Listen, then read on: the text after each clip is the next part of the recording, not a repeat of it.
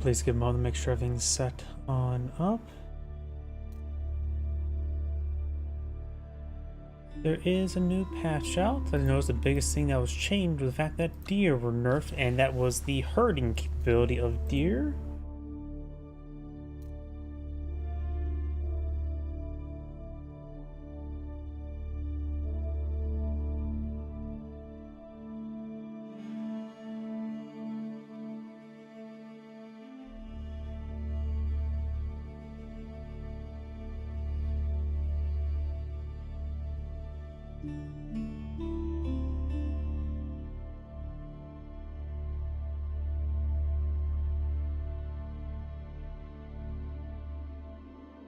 Look, everything's booting on up.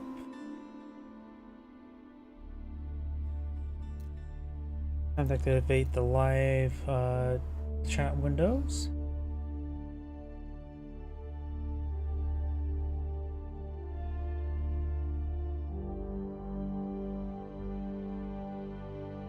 And looks like that's all good.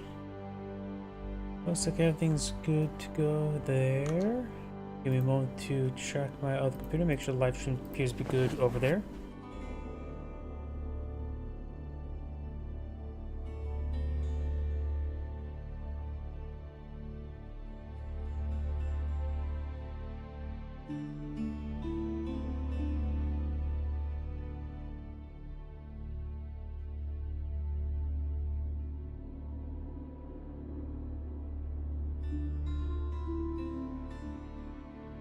And it looks like everything's good over there as well. So let's find a replay.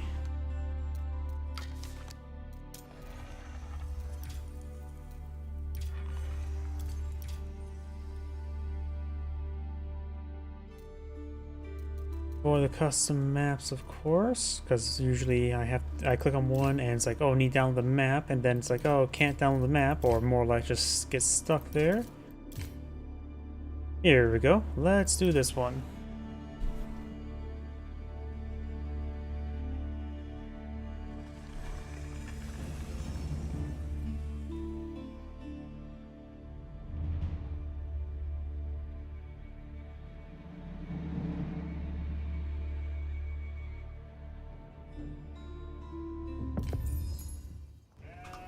Greetings everyone, and Great here with another Age of Empires 4 replay. Spawn bottom right side as the orange Delhi Sultanate, we got May. Spawn top left side as the yellow Mongols, got L, Louis, MT. This map does have decent amount of deer, and this is with a new patch now. A new patch made it harder to herd deer, at least pushing the deer deposits, but this map doesn't really have close by natural deer deposits. You got a large one over in the corner next to the sheep here, but a bunch of small ones here, so this may be a good map for professional scouts. This map does offer a good amount of berries, which is good for Islamic civilizations who has the advanced berries, such as Delhi Sultanate. Mongols, not so much. They're going to struggle for food like always. And, oh, that's interesting. Look what Yellow did there. He placed down the gear immediately and started collecting up deer around it and put the town center next to the wood deposit. Or, wait, it's also next to the gold deposit, so it can collect up from there. Is there some sort of unique combo? Let's keep an eye on the Mongol player with this sort of interesting layout. The 5 villagers here. Deer stone. Looks like he made power to collect the gold deposit when I was not paying attention. Yes, he already collected up enough gold. So he power collected the gold and then went for the sheep. Ah, I see. So he ordered the village start mining from gold there, moved the gear next to it, and then put the task of sheep next to it. And that's how he did his age up. That's actually pretty smart. We do have now Dome of the Faith now being put on the field. We'll give you bargain bin scholars. We got the deer stone here as well. Perhaps we're going to see some Magadai play. Delhi Sultan does not have any Age 2 heavy infantry or any heavy units, so Magadai could be a little bit more effective, though there's many things you can always do. This map's not too half bad for trade. You got the trade post guaranteed to be a pretty good distance. Of course, Mongol trade is always a double-edged sword because you can't even build base walls to protect it. Orange has obtained a good number of sheeple there, 19. Of course, spending time cooking berries, which do collect up faster thanks to the improved berries. This is with a new patch. I remember the biggest part was the fact that deer was nerfed, but I can't remember what else. I think all the other changes were relatively small. Just smaller balance changes. I think House of Lancaster got hit by a bit more nerfs than other civs. But that's about it.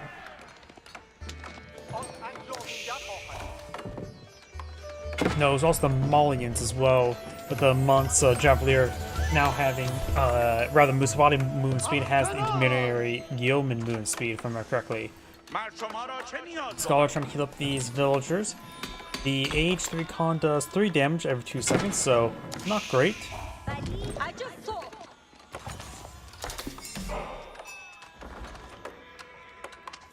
We do now have, of course, stable there, eyeing for this stability in his life. We have a stable here going for ×2 Keshiks.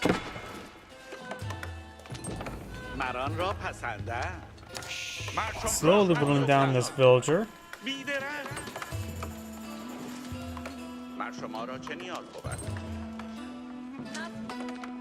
Got a single Keshik on the build queue as well.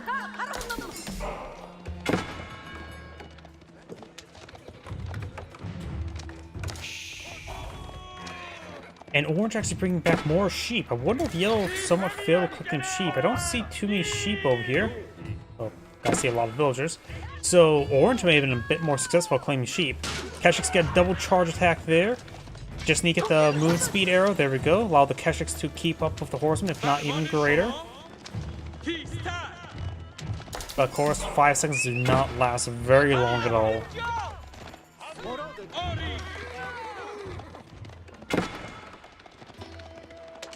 If my offhand math is incorrect, guys are just moving at 1.88. These guys were moving at 2.16.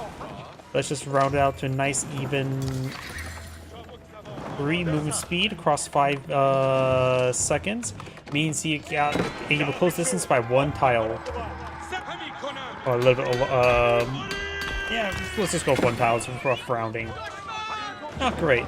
Got now 3 Keshiks here. We can defeat 3 Gazi Raiders. Good charge attack there. The other Gazi Raider has been healed up by a bargain bin scholar. We do now have some hardened spear now being researched by the Delhi Sultanate. And we got the Deer Stone pushed way forward, which is actually quite important. Deer Stone provides the Yam network. It's the only mobile structure that the Mongols have to provide Yam. And this will greatly help him out.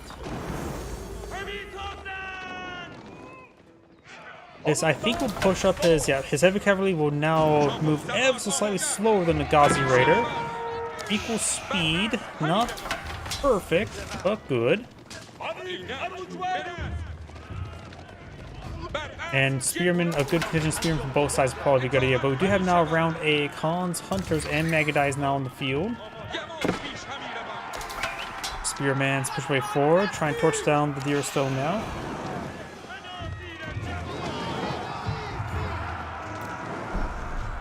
So I was taking a drink, I put the drink next to my wrong hand. Scholar's getting some good healing down the Gazi Raiders, so it's talking about the health, so didn't take necessarily any damage, nor did the Mongol player just yet. Hunters and Magadais push right forward. They can deal with that spearman no problem. Of course, when they have the combat sprint, they actually will move faster than Magadai, but then again, there's also the Deer Stone, so the Magadai do move at a pretty good rate.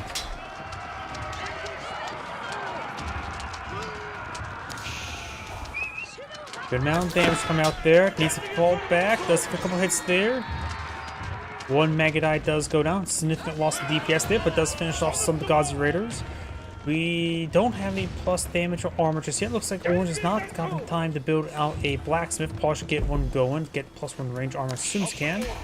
There's a blacksmith now. Additionally, the Mongol player may want to go for his own blacksmith to get out some +1 range damage for those Magadai. It will go a very long way.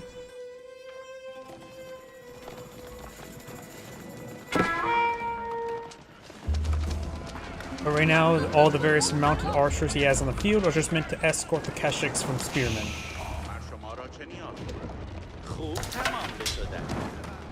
And Archer is not necessarily a perfect counter to the moment since Keshiks are on the field. However, Keshiks are not very cost-effective compared to Horsemen when dealing with Archers. If he starts seeing Archers in the field, Mongol player should probably eye for more Horsemen. Strangely enough, Keshiks are actually not... They're actually horrible versus Archers in comparison to how effective Horsemen are effective against Archers.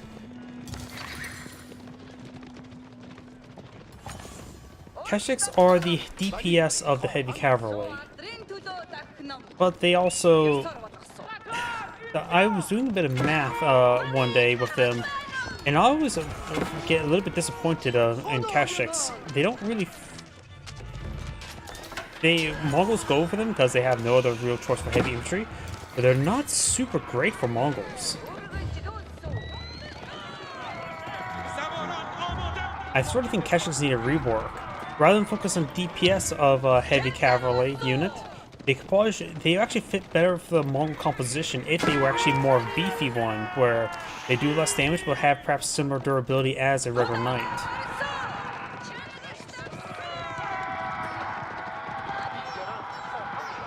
Horsemen actually do have higher DPS per cost than Keshiks. Versus range units, of course, so archers and crossbowmen. I'll worry about that a little bit later. We do have a good number of spearmen here. And the Magadai just have to start cutting around, which there's a few situations that are actually decent. But we do have a decent amount of Mongol archers in the field, but it looks like they're just on a defensive situation. I think Spearman would have been a better option in that case, but he probably didn't have a barracks in the field, or still probably doesn't have one.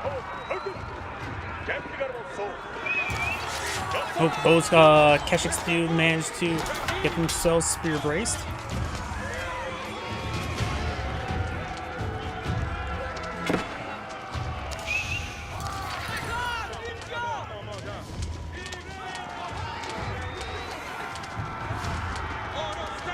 We do now have these horsemen push way forward.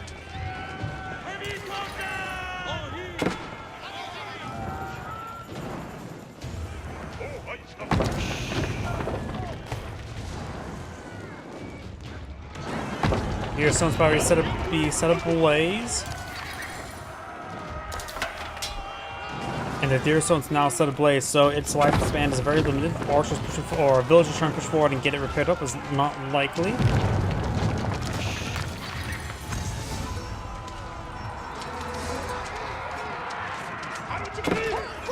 Decent amount of damage there. Does use the sprint build there. Keshiks engage the Ghazi Raiders, but simply very outnumbered. They can't get a proper surround there. Getting this of large pile of stone actually may have saved some Keshiks there due to the lack of surround capability. Spearmen moving around.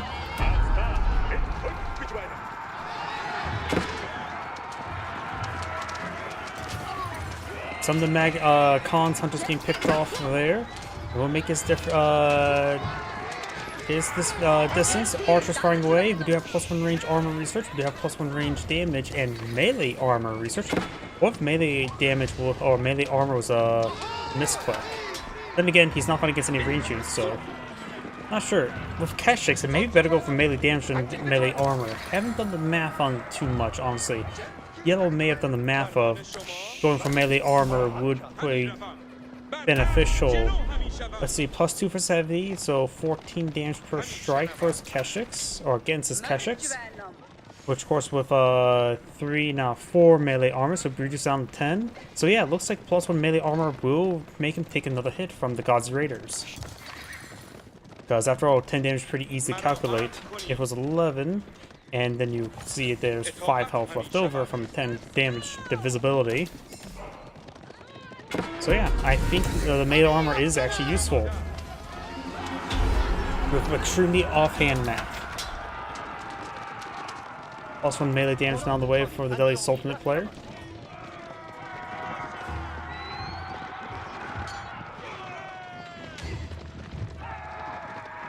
This Keshik's getting hit a little bit there.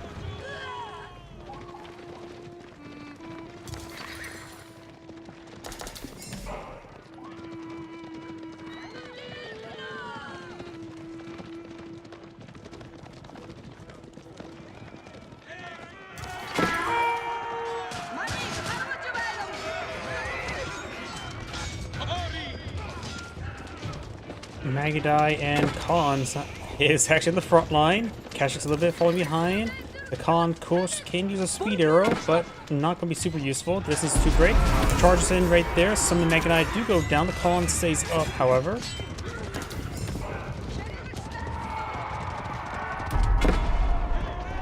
Side does not get decaptured there. We do have now these Gauzy Raiders pushing forward. Still no Spearmen. I really think he should have been going Spearmen. He sees opponents going for Spearmen Gauzy Raiders, so his own Spearmen would be perfectly adequate against other Spearmen and be a very good counter to the Gauzy Raiders.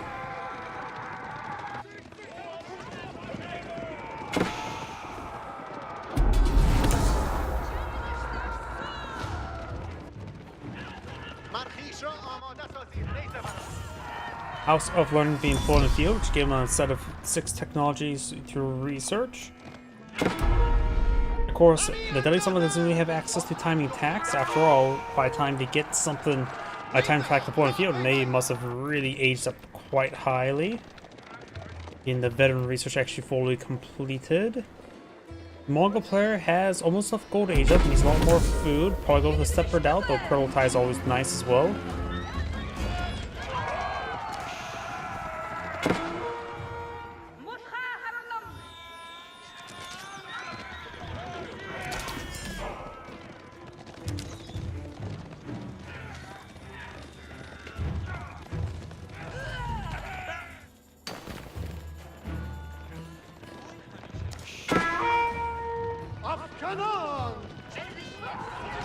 Scholar will go down there, looks like he's trying to pick up a relic upon aging up. He will not be successful. That could alert Yell that his opponent's aging up if he sees a Scholar right next to a relic. That as well, the new age up again, is a good indication. And do have some lines to be pulled up by Deadly Sultan. Cross one would be a good idea to mix on in as well. He's fighting against Mass Keshiks. We got a big round of archers now pushing forward for the Mongol player. The Mongol player is going to try to close the game before the tech starts taking hold. He has enough gold to age up and needs a bit more food. I wonder how many pastures he has. Archers now advancing, gets some good volleys there. No siege engineers.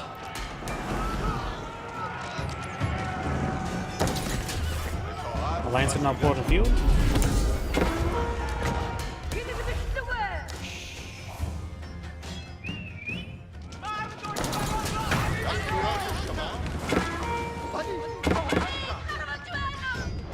Now that scout there, picking up some venison.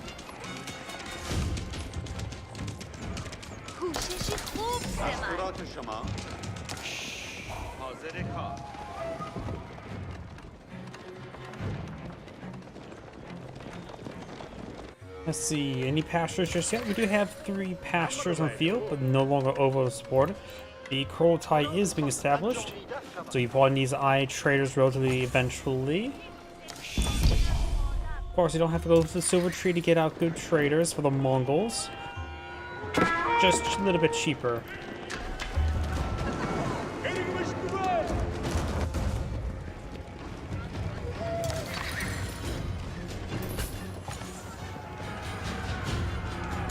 Now we do have the veteran Gauzy Raider actually researched, so now we have a timing attack. Or timing defense. Veteran Spearman has not completed just yet, so halfway there, but Veteran Gauzy Raider is a sizable bump in firepower, plus he has a good contingency of Lancers so far. And more reasons why Yellow should have gone for Spearman a long time ago.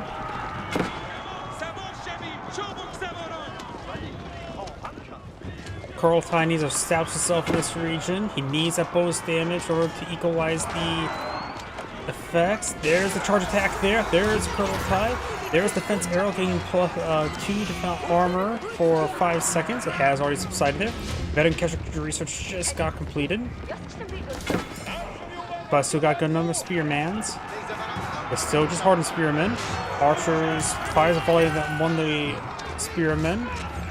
So step away, trying to prolong, trying to pick off as many Spearmen before committing the Keshiks. He's starting to commit Keshiks in now. Archers with too many hits there from Gauzy Raiders.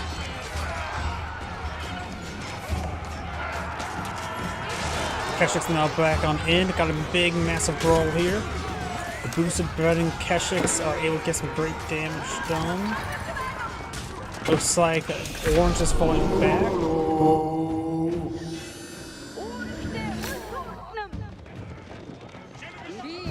Orange has come out ahead in total destroyed values so far. This will start falling back. Last of these berries being cleaned on up.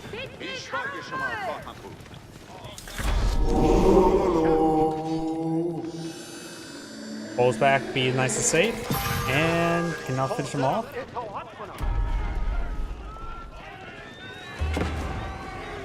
Kurultai, he must have superior mobility. That seems like a relatively quick cart there.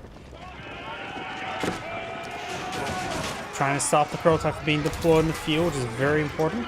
You can probably take time to redeploy the Kurultai over here.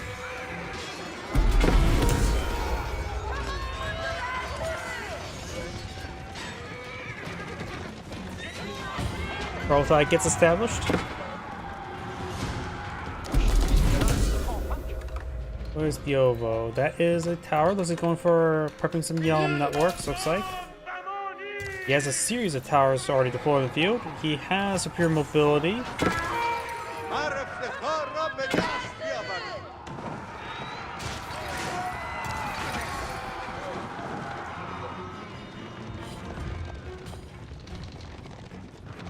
The villagers migrating over here for another various food deposit. Looks like feeling some of this infrastructure going down. Kurultai providing a bit of health regen there. Got some crossbows now mixed on in. Right now, the Deadly Stone player has a good number of lancers, so spearmen and crossbow both be excellent.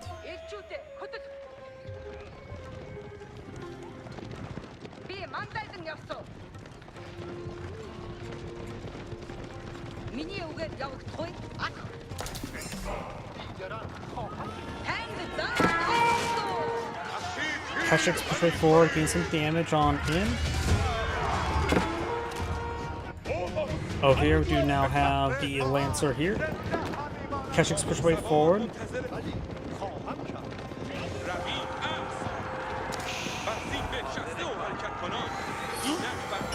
Going for a Wolo. Nope. Definitely was planning one. Earstone could be tried repaired. Those are crossbowmen, not villagers. Kurultai pushing pretty far forward. Looks like Yellow's gonna try to close out the game. Defense arrow there. He needs to fall back. Does fall back far enough. I'm assuming the cards can't get converted. Just something I just assume. I just don't know off the top of my head. Another roll there. They have to pull back too far in. Or back. Crossbow providing good fire support, being boosted by the Kurultai. Another roll there.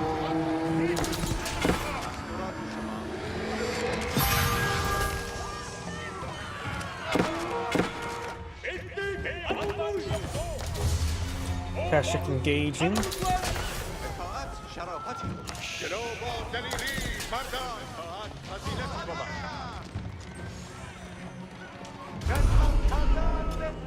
Keshik getting picked off there by those villagers, getting shanked. To fall back, trying to engage it. Kurultai backing on off now.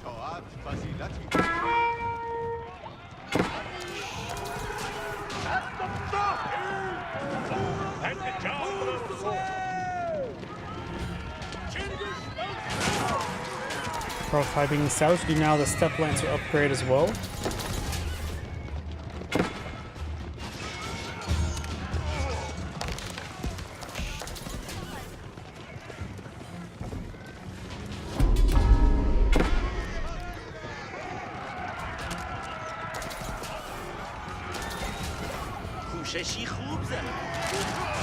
Crossbowman fires a volley there. Got defense arrow there. Defense arrow has subsided. Crossbow started stepping away. Good number of those lancers there are quite wounded. Taking off a number of the lancers now, but looks like the Mongol player will lose his army. Does pick off the majority of the wounded lancers, leaving us 2 health, 1 remaining. Shaman there. Cauldron pick up a relic. We do have another Kurultai unable to reestablish itself, and will get surrounded, at least from this side.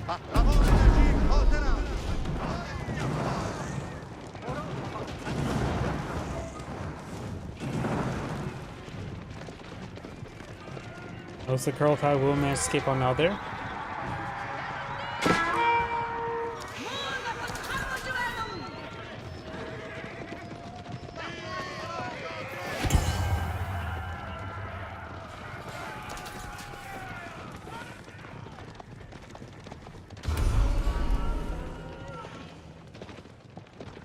All 6 sites have been captured up by the Mongols, not by the Delhi Sultanate.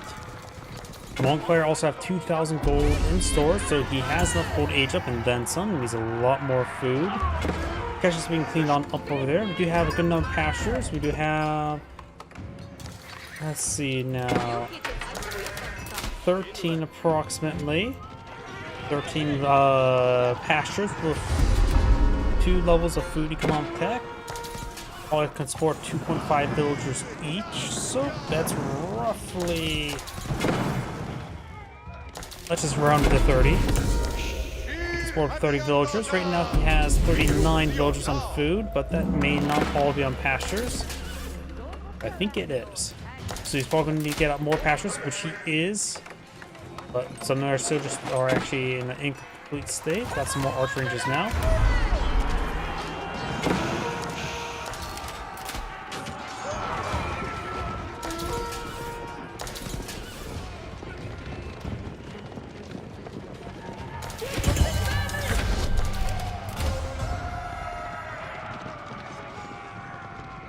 Now for the siege engineers will other technologies being researched, of course, for the Delhi Sultanate. Level 2 wood for the Mongol player. Now going for level 1 mining.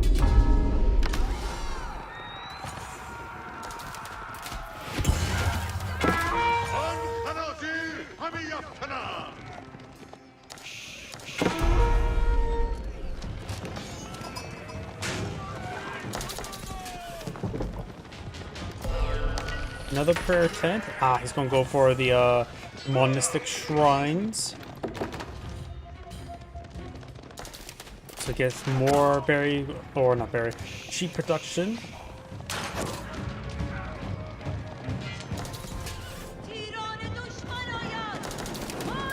Good number of lands here. Some gods are just mixing in. Crossbows in the region. Got another Collins Hunter here. Increasing range of these crossbows by some amount. They're right now 5.75. Lance's flank over there. Catches trying to engage. Crossbow getting overran. That was a crossbow with a quick go on down there.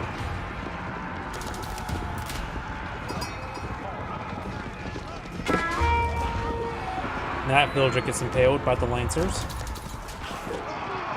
Of course, we got this trading or outpost here, which will by the network. No trade in this region, but increasing move speed is always quite nice. I guess you can split up a little bit too much, crossbow firing away.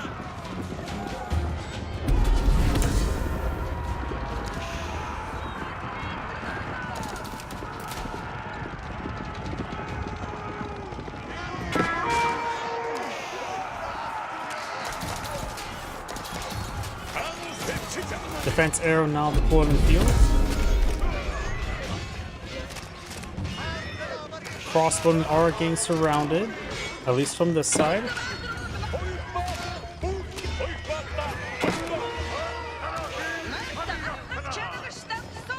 Looks like Orange just win out the fight. The destroyed values are quite incredibly even. Got now a War Elephant here, and a large number of scholars there healing the same target. So these hedges cannot focus them down. We have the Curl type deployed out here, getting battered down by these War Elephants. Crossbow and R counter them, as well as Spearmen.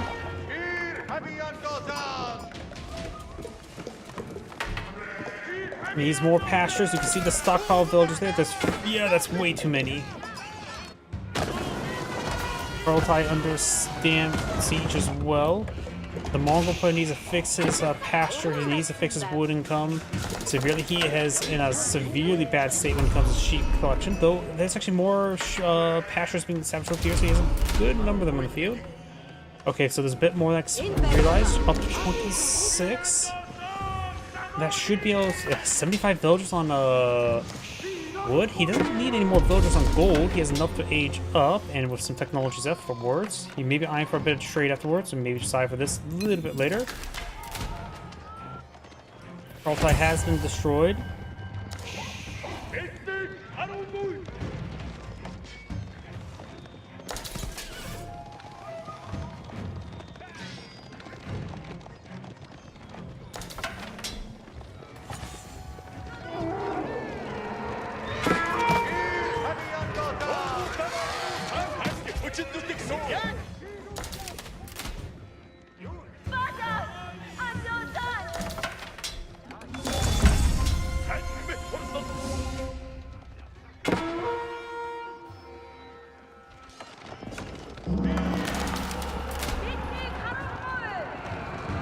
Keshik's going back with the pawn.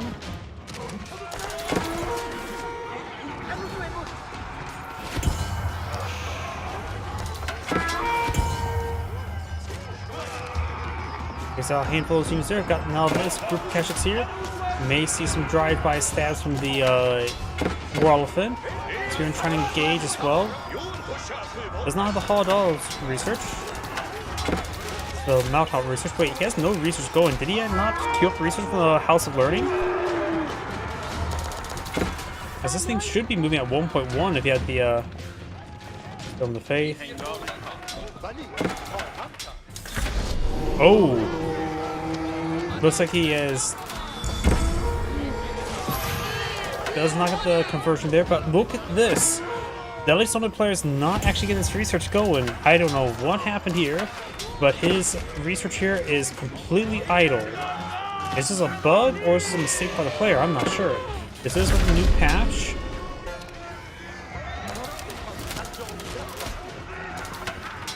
But it's not actually queuing it.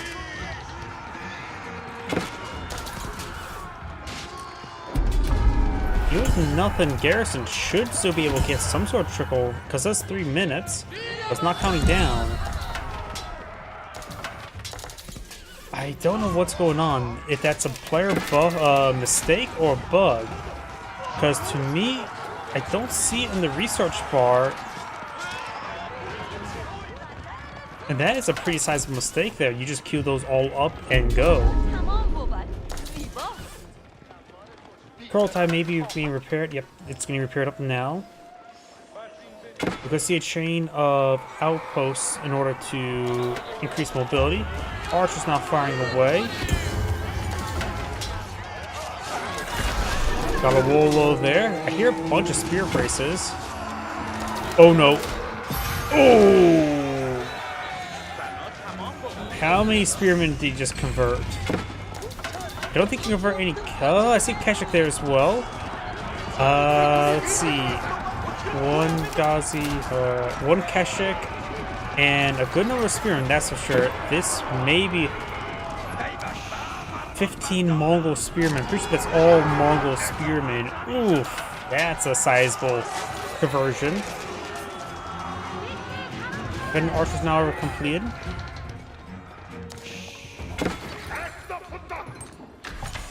Outpost being upgraded with some spring golden placements. He has 33 villagers there, so we'll need 6 outposts or 7 outposts to keep these all villagers safe. Of course, the Yam network, these villagers do move at a decent speed away. Spearmen intercepting, very good.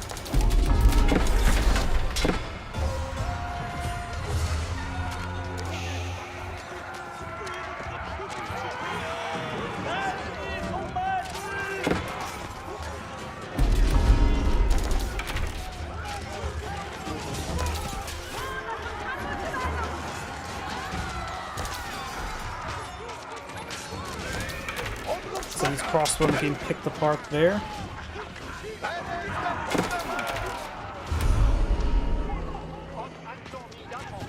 Horseman pushing forward to engage some of these archers.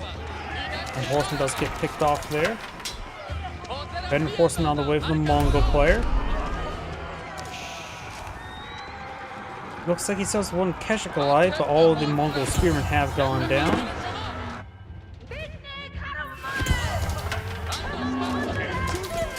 And this guy is getting cleaned on up. The War Elephant is now advancing. Over here, got some spearmen and a Keshik push way forward.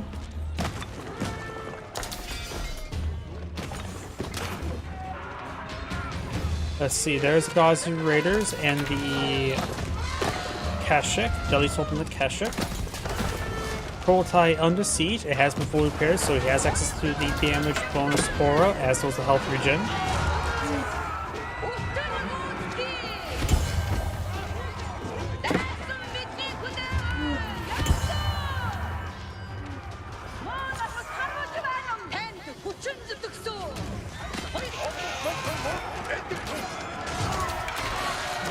Now the horsemen and lances push forward. The Delhi Sultan Keshik is somewhat getting in trouble moving forward. Pearl Titan reestablished there, knocks away the deer. Deadly Sultanate Keshik still alive. The War Elephant has gone down. He's focused on the Deadly Sultanate Keshik there, not the Horseman. So there's the good number of Lancers there. A couple more Keshiks, Mongol Keshiks on the right over here. Archers and crossmen firing away. Deadly Sultanate Keshik is hitting the spearmen. The rest of these mounted units are falling back, and Deadly Sultanate Keshik has gone down.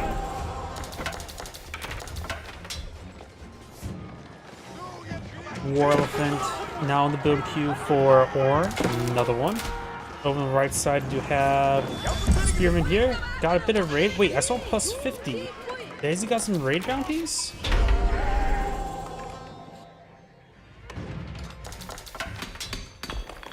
We have level 1. We have some basic raid bounties, as well as the improved Whistling Arrow. Very nice. That upgrade I always think people should go for much more often.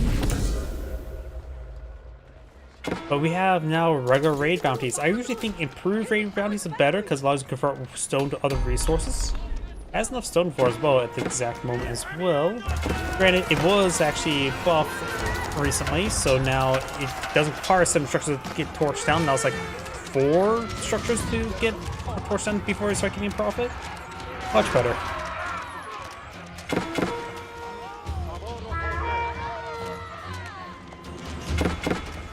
Pearl-Tide did take a bit of damage there. Might as well. Packed up structures have no range armor. Guess in case here, Cognitive Palace now on the build queue. Mongol players capture up all the sacred sites once again. And looks like Pearl-Tide will go down as well. It's also on fire now. And this horseless carriage is faster than this horseless War Elephant.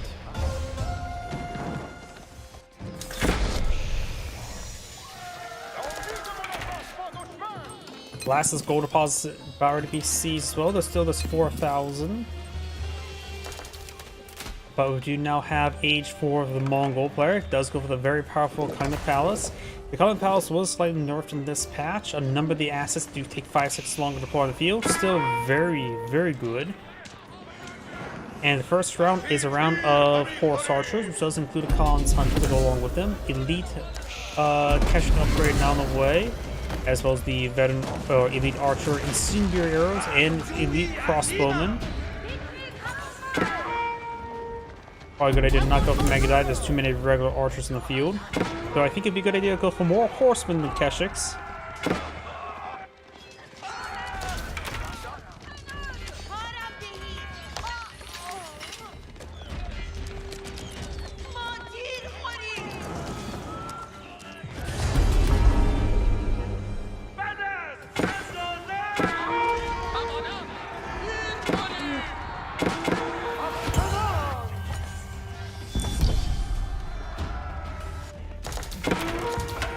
Units to clean up those structures over here.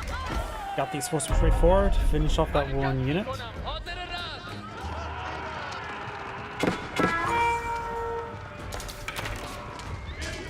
Keshiks and Khan. I think the Khan may just need to use a speed arrow. But remember as well, the Khan has 16 or 26 damage, 24 base damage this age. So the Khan is very powerful. His Academy now being put on the field, which will give him a bit of food generation for research obtained.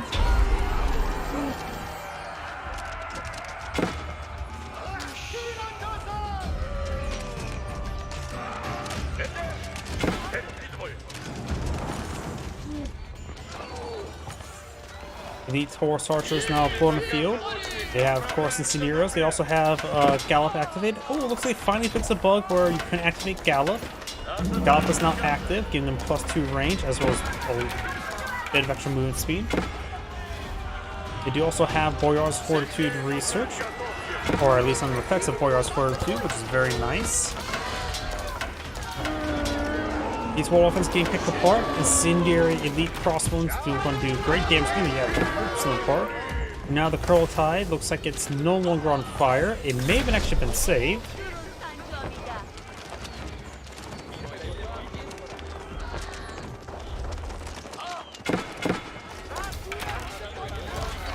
Do now have a lot of research queued on up.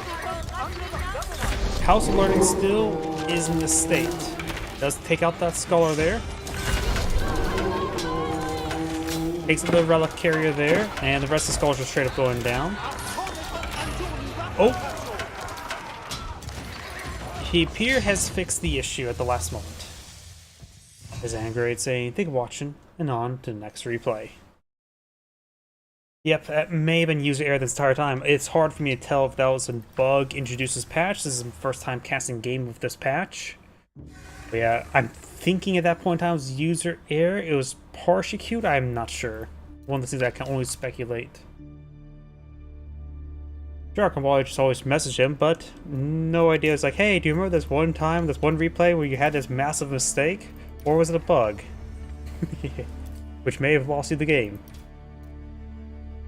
Let's see now. 19, 12, 22, 22, 15, 20 seconds, perfect. 15, here we go, 34 minutes.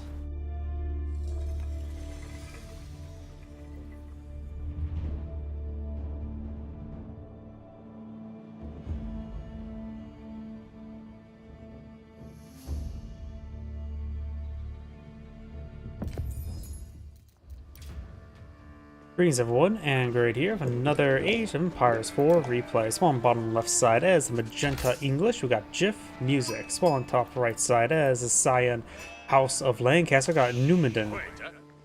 House of Lancaster is technically supposed to be English variant, but the only thing I can tell that is actually English about it is the fact that his villagers have the short bow capabilities. Other than that, I don't think there's any overlapping things between the two. Which is more than the, what's it called, Knights Templar with the French. I think Knights Templar should just be its own faction, considered, because I don't think there's anything similar between those two. Maybe some infrastructure is still the same, visual indications, but other than that, not sure. When it comes to map generation, got this deer deposit in front for English, not super great. Other one's in the back corner, while his gold spawned back over here, with another small one over here next to the large stone. Speaking of which, it looks like all of his excess stones over here as well, though he does have 2 stone deposits here. Cyan's going for Castle Lancaster. No, I don't think I've ever seen a single Lord of Lancaster actually deployed in the field. I have no idea what to do. Versus the Abbey Kings. You know, it's actually been a while since last cast English, haven't I? So we may see, of course we will see the King. Pretty sure the King is unchanged last time I remember, which is a decent combatant. Nothing too significant though. I still believe the King should be an automatic refresh, resummon cycle like the Khan, if you get the Abbey Kings built. I think that would be a nice little buff to it. Nothing too fantastic, but something that's small and consistent. I mean, the King's not exactly a big combatant either way, and its biggest benefits is just provides a bit of health regen out of combat.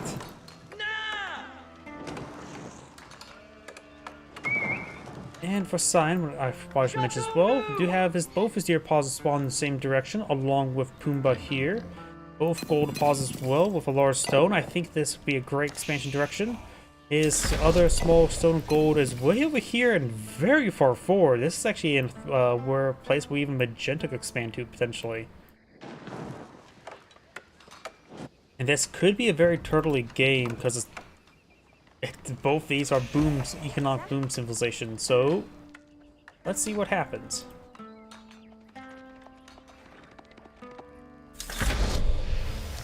The first king is now in the build queue, of course. It is a free king, the first one. King me, if you will.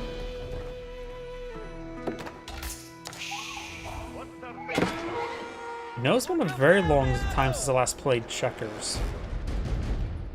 I think it was when I was deployed to Kuwait the last time I played checkers. That's what, 8, 9 years ago? Yeah, let's just say not necessarily checkers pop up all too often. Do you have actually a Ford town center by both players, which is unusual. This is, of course, a new patch, so maybe the new meta is back to building an expansion town center, which both these civilizations are tend to be like, oh, I'm going to focus on, say, farms or on manors. But in this case, neither. This course will secure the stone deposit for more manors around here. I think it's a better idea to put the manors behind the castle. They provide a basic arrow, and you don't want to go for those manors to go down. And the castle itself is effectively a glorified outpost with no garrison space. Yes, sir. West Puhala.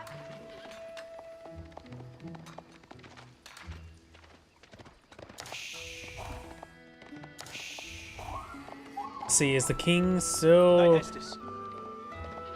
Yep, he's still not great. 16 damage, very slow attack speed, 2-2 armor. He is relatively healthy for a heavy cav at this age.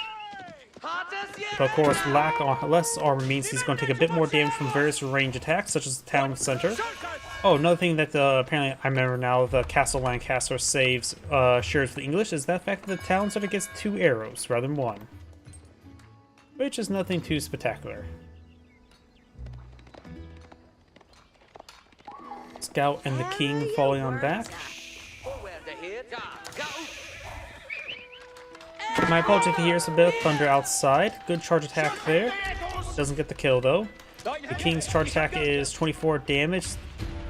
Basic attacks are 16. There's a bit of a thunderstorm going on, so you may hear a bit of thunder. And if you see my stream end abruptly, that may be just a bit of a power surge where I'm living at.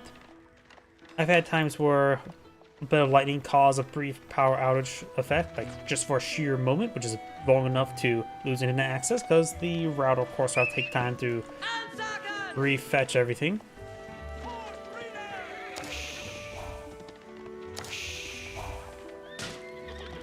Does poke that horse in the butt.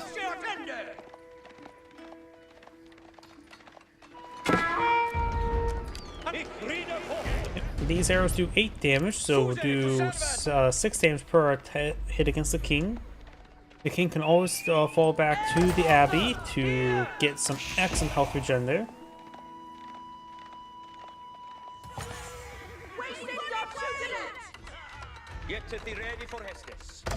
Now got a forward white tower, but remember as well, the English keeps, not like the House of Lancaster keeps. English keeps also acts as a production structure for all production structures, so it acts as a barracks, archery range, stable, and siege workshop. So this could allow them to proxy out a trebuchet. I'm thinking proxy trebuchet would be a good idea. King's College being the on the field. This course will allow Tammy to go to Kulag and gets the art of early gunpowder, which will not be useful right now. Right now, the English is also known for good heavy infantry with the armored clad, so early gunpowder could actually be pretty decent. Granted, it doesn't have access to early serpentine gunpowder, but still.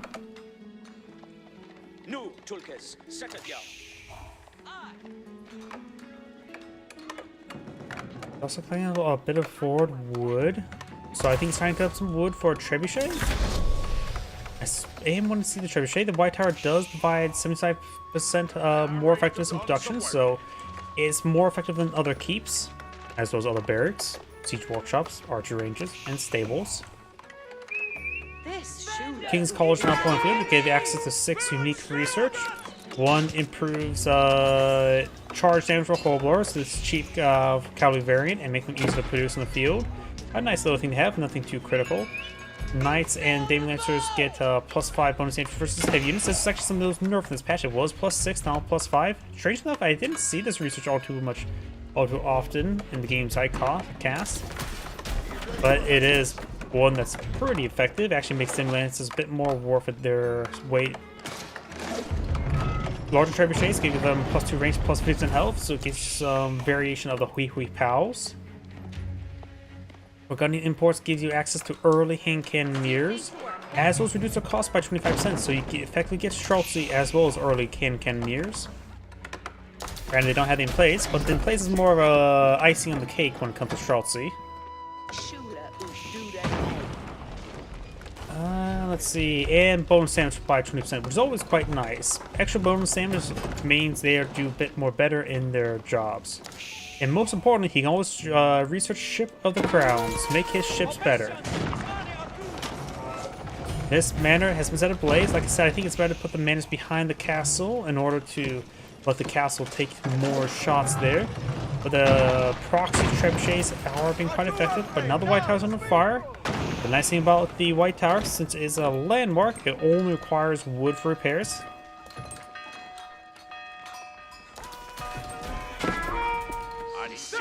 Looks like this knight does find some of these villagers, saying good night to them. You can tell by the shadows, it's getting pretty light in the day, so it's definitely going to try to say good night a little bit too early, like that awkward guy in class.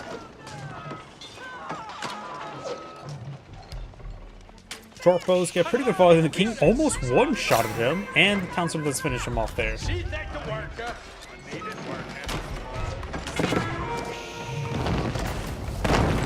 Got triple proxy trebuchets here.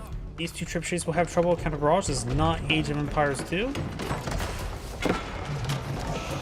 And looks like he's going to be sieging down the castle. I think it'd be better to siege down the town center first. I think I will put more value in this secondary town center than this castle, since this castle is a force multiplier, but already eliminated everything it was going to force multiply. Actually, no, he's sieging down the trebuchets. Not exactly effective. The White Tower is taking some damage there. I still believe he should focus on the town center rather than the other trebuchets.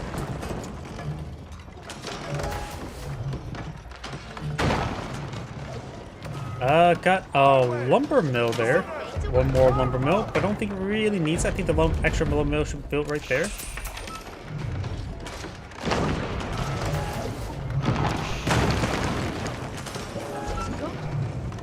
He has now sieged out the secondary town center. Is now set ablaze.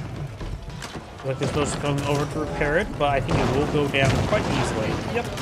One more rock, and there's two. Now got some English knights being established on the field. Now this side's coming for any blacksmith upgrades. In fact, the only side who's gotten for any upgrades apparently is Magenta with ×2 wood gathering rate.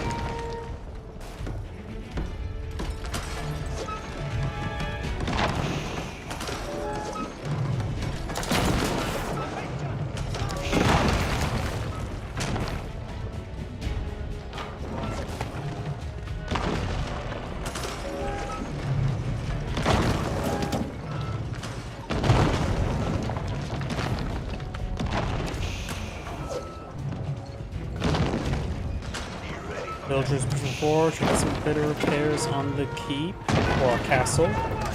The White Tower is now on fire.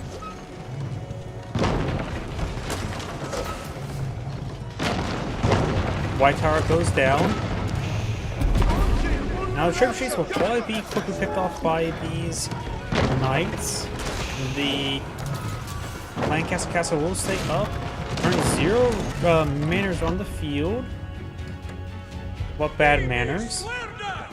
Also, no upgrades as well, so the Simons are not really pushing the manners. Probably start eyeing them now. He needs a stone deposit to collect up from, like this one here. The castle's still alive, so we can always get some extra proxies, the manners, but we'll have no garrison space nearby. Secondary town center gets garrison right here. It'd be a good idea to focus on this one there. Does hit him with a lancer shot. I always think people should garrison structures a bit more often. If you're going to use a unit almost instantaneously and effectively in return does no damage, just throw in a garrison and let it fight out a little bit longer with some extra heroes. It always dismounts either way. No killed upon destruction. Like in Capiros too, some of its mounted units. Does take out one of those trebuchets there. Secondary town center has gone down. Granted, in that case, with a bunch of knights versus knights, there's not necessarily a fight they would want to take inside town center, but it's just something I think players should generally still eye, nonetheless, as a possibility. King here can provide some NHS to his other knights. Spearman straight forward, get some damage here.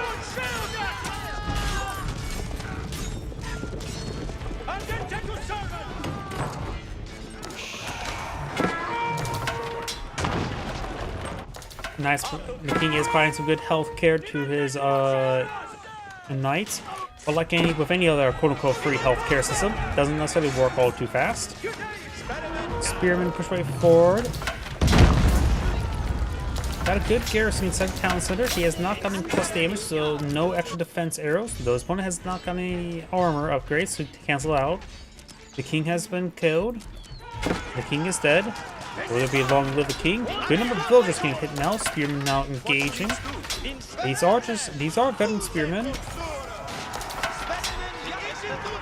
It's a great damage on the lancers, or knights. All these knights are quite wounded. What's left of them?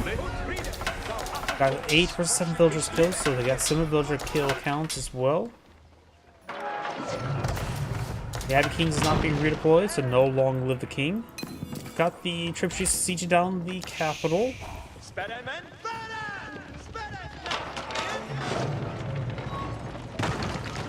Decided to replenish this mana count. He has 2 out of 3 right now, and has gotten the condensed, or is researching the condensed land practices.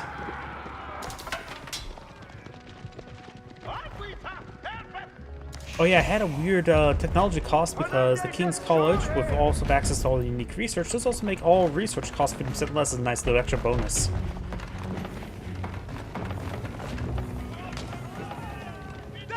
Which I always find it weird how it also affects the research it provides, because you would imagine, like, does that, should that affect itself or not? Because not like it can discount it any other, you can undiscounted research any other else, but still.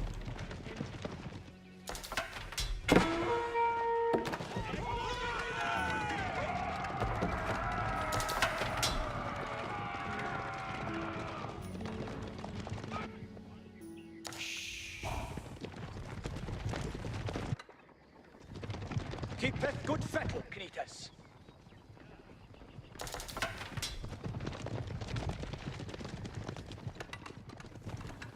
So we got a handful of villagers trying to repair up the White Tower. They're going to have a lot of work ahead of them, for them. Repairing at a decent rate. Good escort of spearmen, a bunch of angry men of pointy sticks. English player has not gotten too many gold-based units. He's going for some Vanguard man-at-arms. We're probably going to see, yep, got the early man-at-arms research on the way. It would probably be a good idea when we start seeing the man-at-arms eye for the collar of Essus. Does not more than overwhelm the armor fighting from Armor Clad. Oh, got some Earl's Guards here. If they're nice, like if they were playing Call of Duty.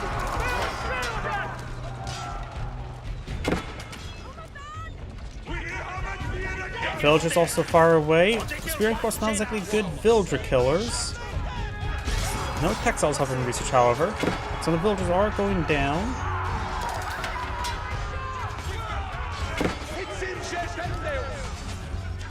Right now, Magentas have armor 41, but the value is in favor of Magenta as well. Early man-at-arms are being built. You now the regular man-at-arms research on the way. Upgrading from early man-at-arms to regular man-at-arms. And with all of the Spearman field, we do also the veteran yeoman research on the way. If he gets enough land manners, he probably could go for the Shire Levy to get some more yeomen immediately, which may be a good idea. Won't be a full 9 manners, but a wave of, let's see, 14 yeomen would be quite nice. Each yeoman do cost 95. Let's round up to 100 for easy math. So we'll still be cost effective. Just can be a little bit more cost effective in the future. And just with that Collar of Bees, he can also get additional bonus damage with the Demi Lancers, which are a unit. I still have trouble comprehending how to properly use them. This may be, King told me the best way to use them. And make them an anti-armor pool. Because overall, they're just not great. Earl's Guard engaging these forces.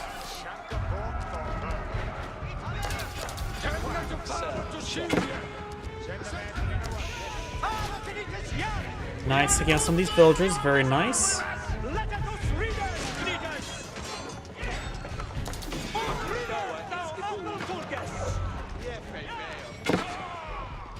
Knitas, stand in the yard!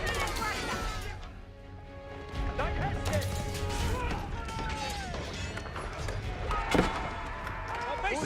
Sweden, Wales, Germany! Good impalements there on the trebuchet, but the trebuchet does manage to creep away. Probably sending the villager over there to get it repaired would be quite nice. And the White Tower has been fully repaired and now pumping out some battering rams.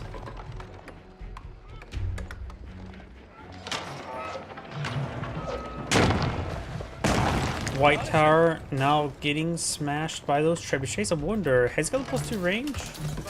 I don't think so. Nope, he has gotten so far no technology from the from the King's College. At least still provides plus the -50% technology cost, which is always nice to have. But he is fighting against a good number of infantry there, so maybe some early hand candidates could be quite nice. Though the military training tax wouldn't be half bad as well.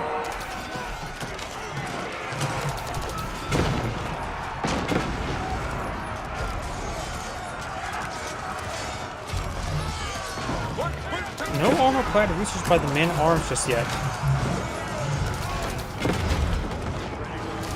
Gnarl's Guard and the man-at-arms effectively equal at the moment. We do have +2 range armor for House of Lancaster and +1 range damage. Armor-clad just got completed by the English player. But yeah, the man-at-arms have 155 health, 12 4. The Earl's Guard has 155 health, 12 and 4. With the dagger throw ability. They also have higher mobility as well. And I believe they also cost the same as well. Yeah, they have cost 120 and of course get more damage overall. The Earl's Guards are just straight up improvement to man-at-arms. Dagger throw ability is always nice to have. Dagger throw right now has a range of 6.5 as well, so it's pretty liable to get off as well. It is classified as range damage. I'm not sure if it scales with range. Yep, looks like it does scale with range damage, because after all, I'm pretty sure the dagger throw I saw earlier was 17, right now it says 18, and he has +2 damage now.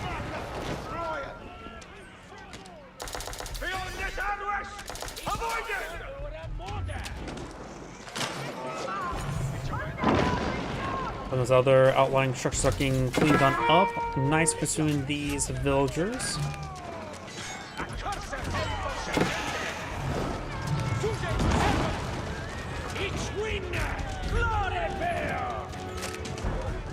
So interesting, we don't really see Earl's Guard play all too much. They are just straight up an upgrade to man-at-arms by a severe amount. That dagger throw ability, I probably put a little bit too much weight into it though. But it can get a nice bit of extra damage going, which should be multiplicatively stacked with, like, say, elite army tactics. After all, +2% damage would by... Wait, no, it's now plus... Yeah, it's plus 20% right now, right? I always forget, they keep on changing numbers. Always a plus 15 right now. Either way, could, with all the other bonus damages, would allow them to get a bit more damage going thanks to the unified house as well as more multiplicative effect.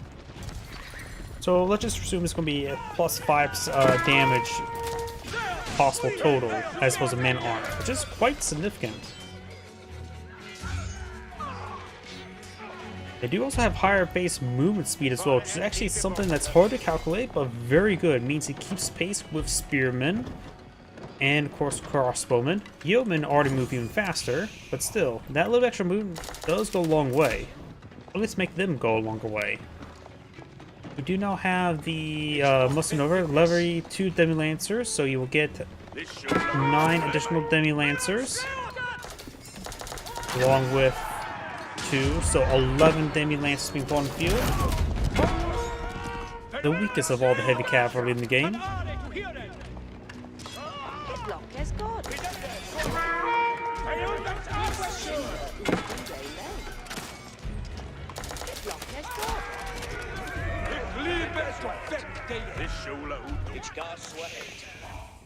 Hearken at We got another king in small field. Long live the king.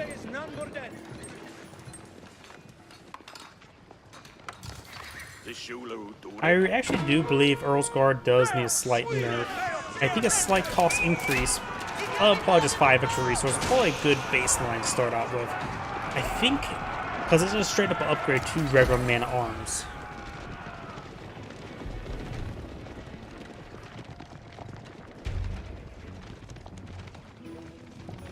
I'll just increase the gold cost to 25, and that'll probably be a good baseline.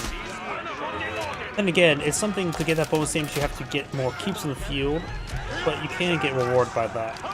The dagger throw is very nice as well in the movement speed, so that's why I think just 5 extra gold costs will be adequate. The Demon Lancers moving around, they have 150 health at the moment. They have also 9 damage, and 3 armor in the Sage. Ruinguard Palace has been pulled up by the House of Lancaster, give access to various banner armies, including one that provides some Demi-Lancers. Magenda's pushing forward there. There goes that manor.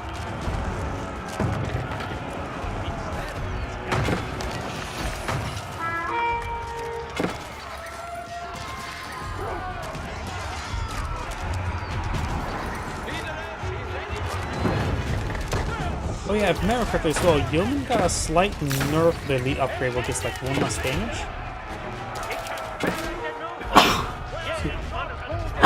Excuse me.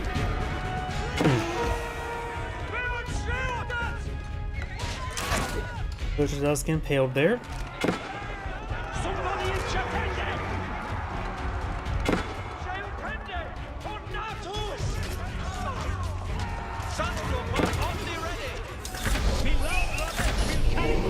Then he has to do the clean up there. That Demi-Lancer cleans up that priest. And we do now have age for Sasayan. He's going for the Garrison Commands. Garrison Commands does give him 8 Spear and 1 Earl's Guard at a pretty cheap rate. And now English player is going for his own Warren Palace, which could give him the incredibly powerful Warren Rangers. Which I don't remember what their base range is now. I think they got a slight nerf last time I checked. I think their range is now what? 8.5 rather than 9? We do now have the Padded Jackets increase, equip your Yeomans and Spearmen with Padded Jackets, improving the melee armor by 3. I forgot about that exists. Very nice.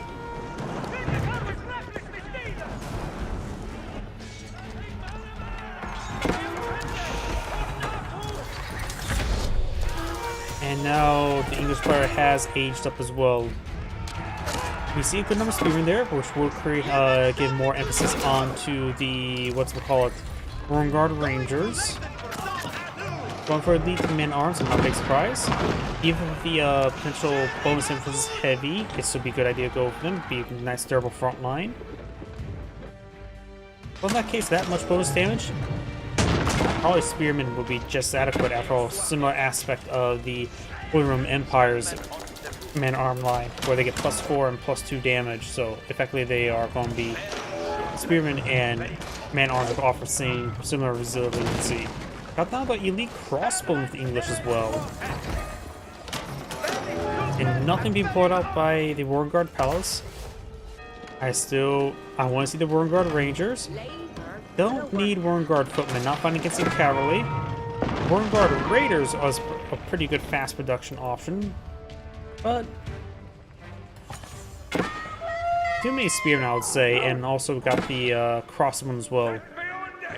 The Warren army can always use more spearmen, and does give them 2 crossbow and a free trebuchet boot. Or you get a trebuchet with 2 free crossbow and 2 free spearmen. It's a pretty good item.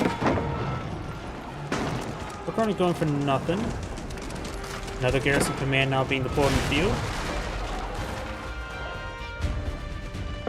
And Magenda's now called down the manor count down to 2, reminding him what bad manners mean. Siege Workshop now ablaze. Now we have mounted spearmen and crossbowmen and yeomen. Warren Rangers. I have a bias towards them either way.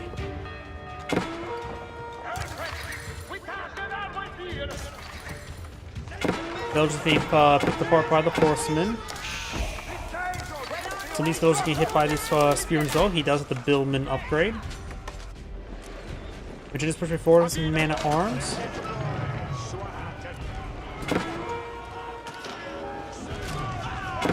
In this case, this is not going for the bonus damage for heavy. Granted, that only affects the Stabling Lancers and Knights. He doesn't have to worry about his man-at-arms being countered.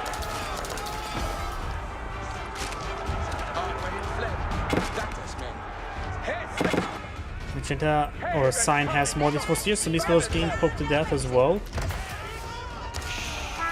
Go for more man-at-arms.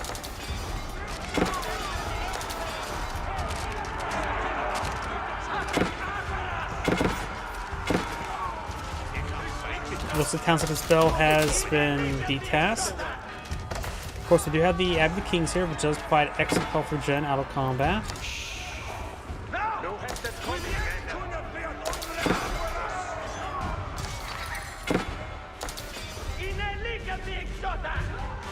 Don't think we see elite army attacks from either player just yet. We do now have the veteran Hoblar, or how to pronounce it. It is the unique horseman, the cheaper but weaker horseman for the House of Lancaster. While just trying to raid villagers get nothing these those units would do against these English men-at-arms, particularly how high armor they can get. Right now they have 5 base melee armor, 6 base range armor, so they can get up to 10, 11 armor at this age. Which I think even these guys will have trouble even doing damage even if they are fully upgraded.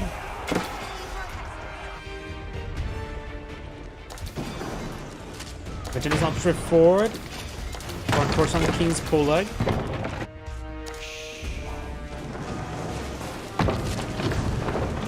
That does go down. That should also disable the boss reductions. It does not appear to be.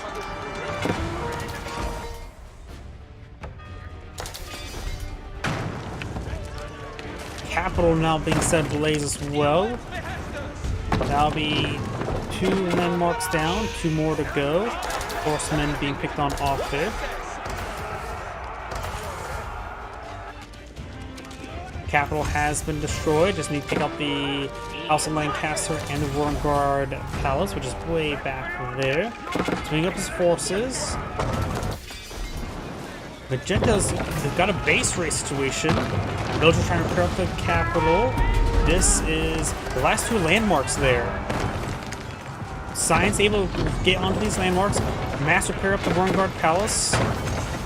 Even if the villagers, they can throw torches over the villagers, so it doesn't have to worry about some sort of weird stacking issue. Man-arms over here. Over here, just the Roaring Guard Palace. Both players' Roaring Guard Palaces are still alive. Magenta's going down quicker. And it was a Magenta wins the base, or lost the base race. Zangrade saying, thank you for watching, and on to the next replay. My apologies, I do need to use the restroom. Please give me a moment.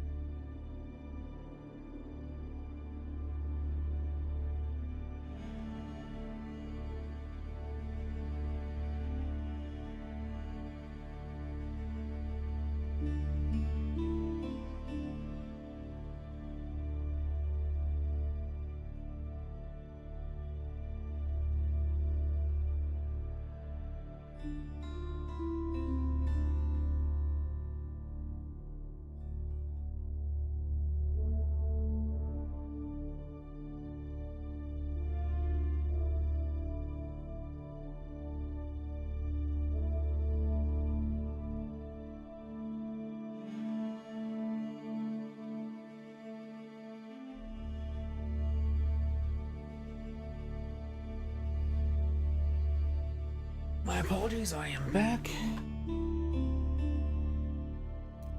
Let's see now. Don't think this name... I think this name's going to be too common. Yeah, that's way too common.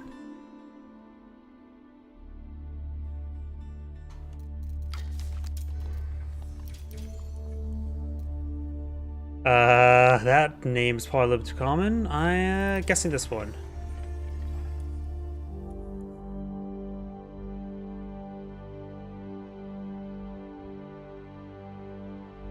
Yep, I am not sure. So, on to the next player.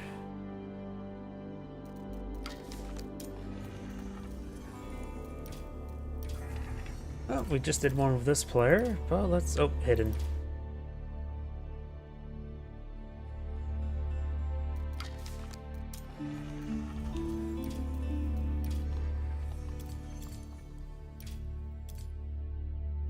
Let's see now. Customs. Let's avoid the customs. Go to the solo ranks.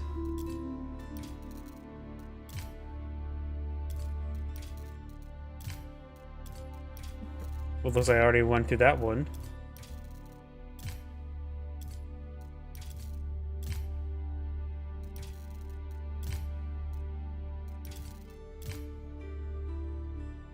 English mirror. I don't like doing mirror matchups. Okay, let's do a quick glimpse. Make sure don't click any that's custom map. Baltic, is that a custom? No, it's not.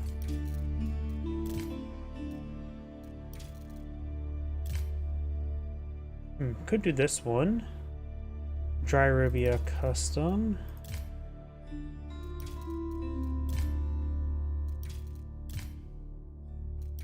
Because if I click one that uses a mod pack, it I have trouble downloading the mod pack.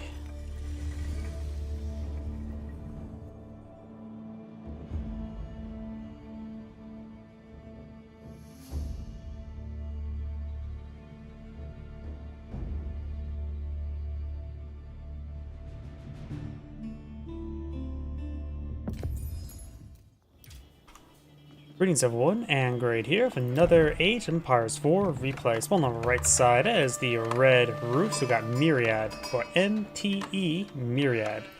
On the left side is the yellow Delhi Sultanate. We got 3D Scatterbrained. Something I immediately noticed was like both these gold deposits spawn pretty close by for yellow, so it'd be easy to clear that. May warrant secondary town center. I think you can place a secondary town center squarely in between there. Hard to say, my judging skills of that sort is not very good.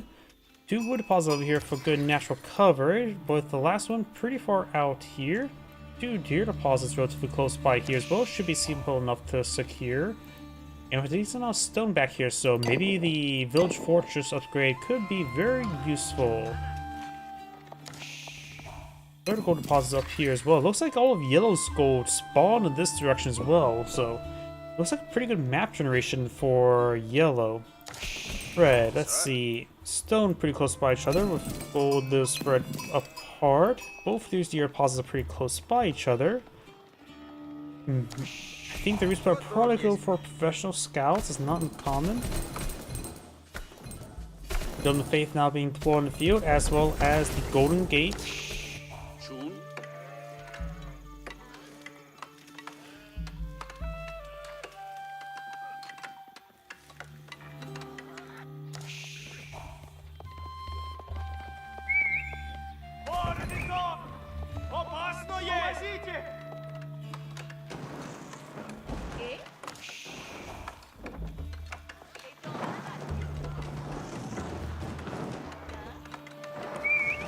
And looks like a whole bunch of Roost Scouts here. So, good chance of professional scouts. This one player could try is protecting the deer deposit with some spearmen. That's probably the best way to go. Gaza is another good way as well.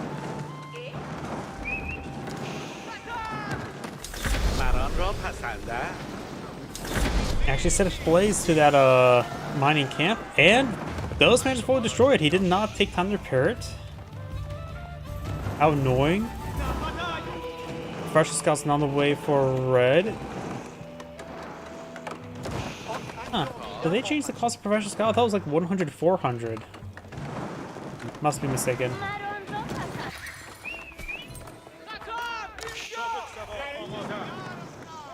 Guys ready now, pull on the field.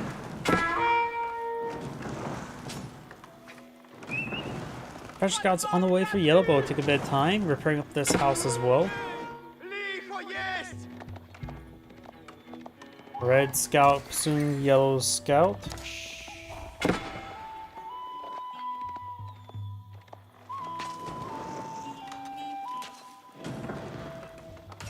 And Professor Scout has been researched. I think this red scout should just go up north, or give a bit of a chase for yellow, or chase away from these deer.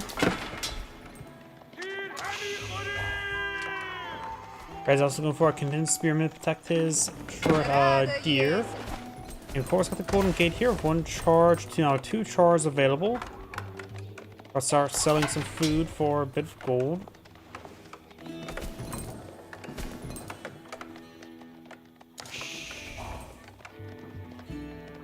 Guys, you ready to push me forward?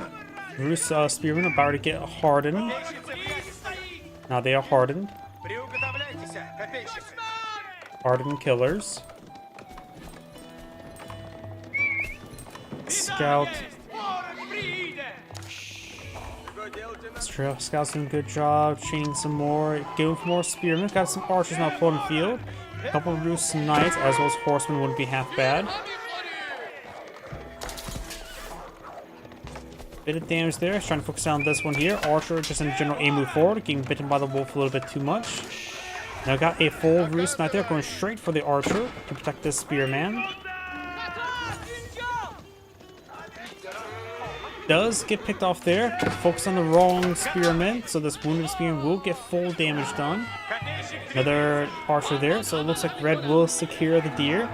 And now red can start trying to secure his opponent's deer deposit. Right now, just mass roost knights could be a great option for that. He saw some resources with the golden gate. He sold off something for gold.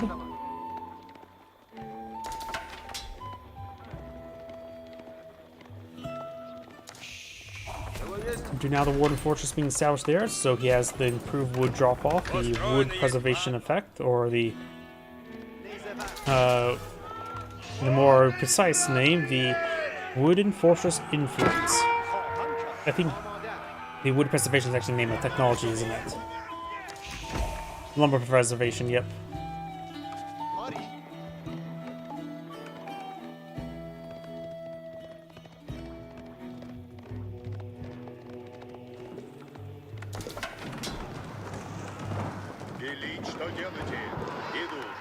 Good number of spearmen now pulling field, which should be good against the knight.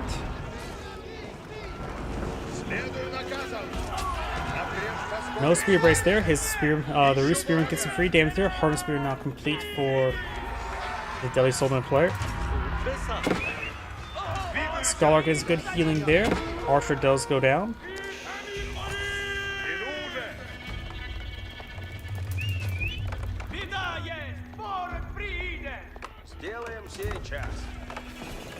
I think these scouts should try getting inside the wooden fortress. They do.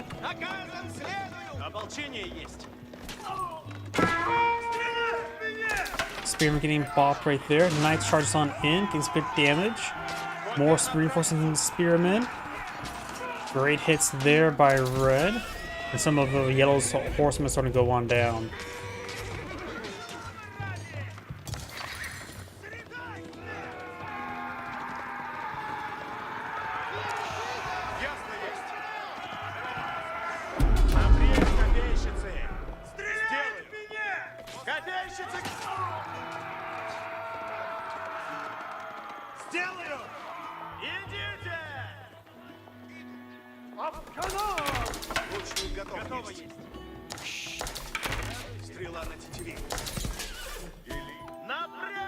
Looks like the second site will be captured on up. Spearman trying to get some basic walls around it and going for this one here as well.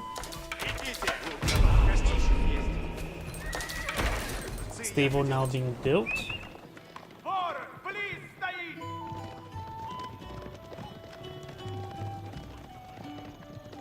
It looks like this scout will bring home the meat. Not necessarily the bacon, just some venison.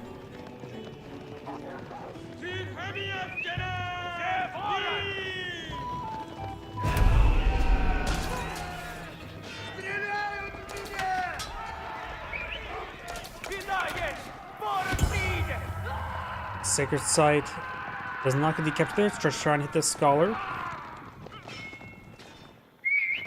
Up here, we do have the Scouts now trying to get some more venison.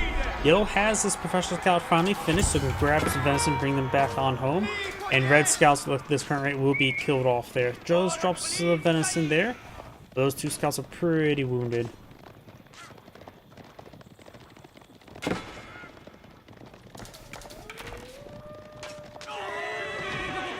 Those two go down. Last Scout, not too healthy at the moment, and less healthy now.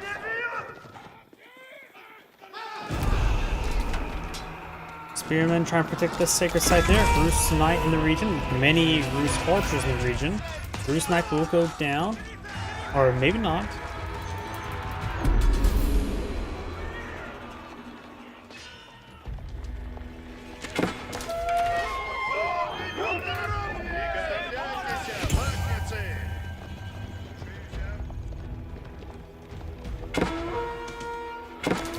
Up here, we do have the Archers picks off that Spearman there, who are trying to go for some walls. Now got the House of Learning now being established by the Deadly Assaultment player. The Roost player needs a little more resources before aging on up. But he has obtained all the venison on his side of the map. We do have only one deer deposit remaining. All 7 deer are there.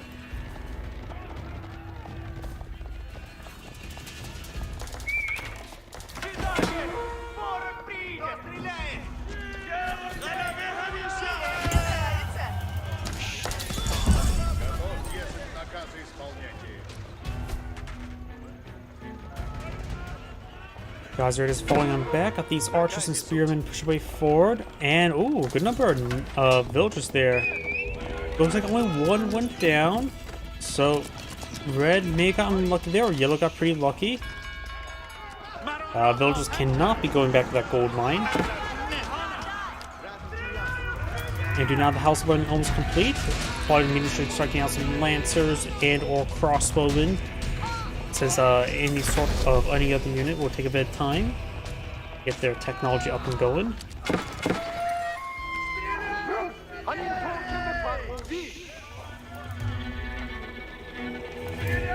You can always go for Man at Arms as well. House of Learning is queued up, no research at the moment.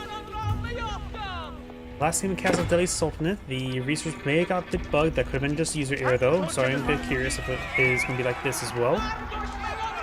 Archers pushing forward, getting some damage.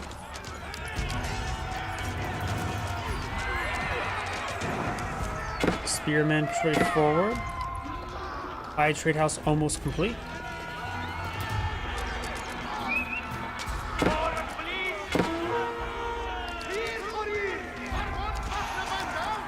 We now have Yellow have a War Elephant.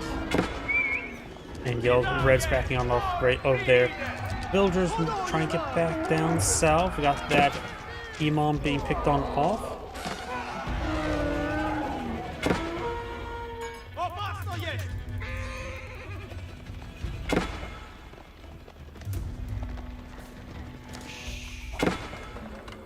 We do now have the hunting cabin almost established.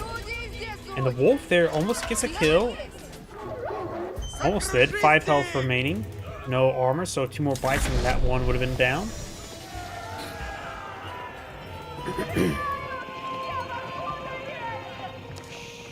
Red's now aged on up. Has queued up none of the veteran research just yet. There's veteran archer research in the way.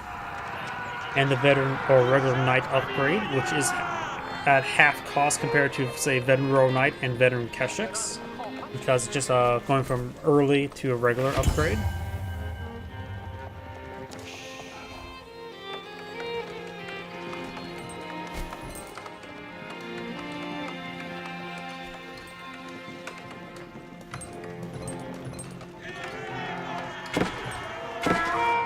Villagers getting hit there.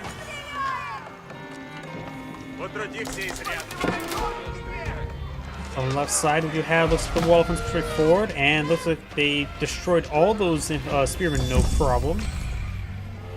They do have right now 5 range armor, so these archers have 6 damage, so they only do 1 damage per shot. With this upgrade, they'll get plus 2 more damage, tripling their DPS.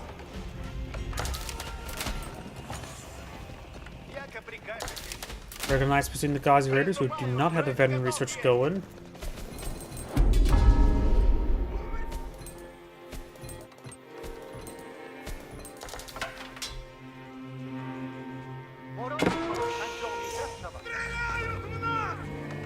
Plus the spear, the mounted spearman does do a drive-by stab there.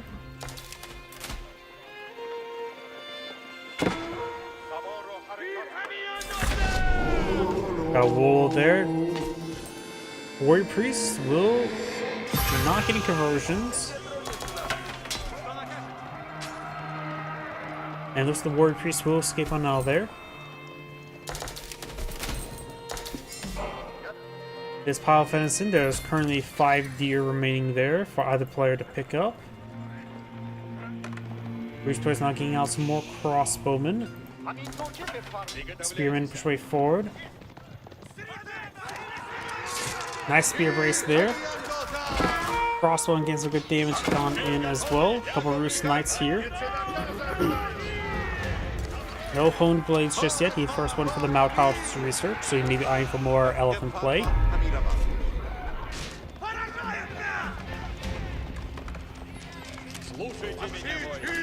Crossbowmen and archers do finish off that lancer.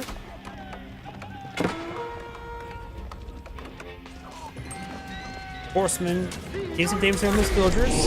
And got a Wolo down south. Warrior Monk. I don't think Warrior Monks can get converted from that, can they?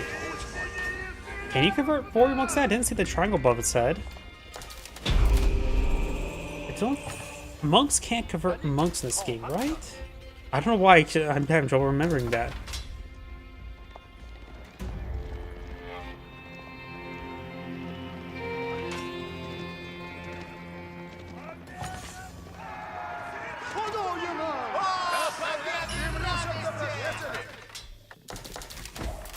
Looks like yellow has claimed 3 relics, or red has claimed 1 and picked up a 3rd. And his high trade house only has 30 trees there. That is abysmal.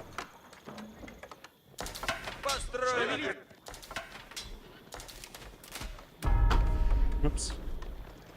Right now he has maxed out trade bounty and is only approximately getting 130 gold per minute. That is a horrible high trade house. And they still provide some venison, which the villagers were collecting that venison just went down.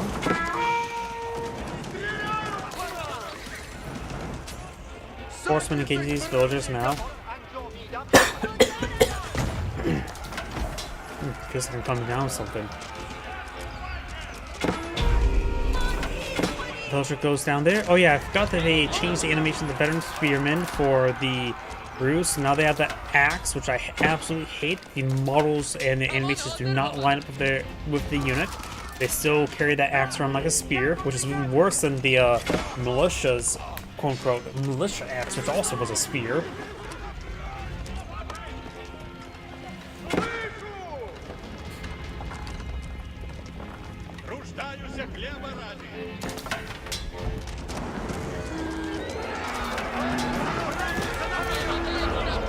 Does get a good bash there.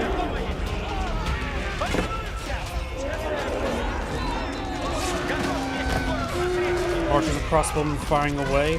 Crossbowmen has to be focused on those war elephants. That war elephant does go down. Scholars do not take time manage to mend his beast's health wounds. Now starting to look that one now.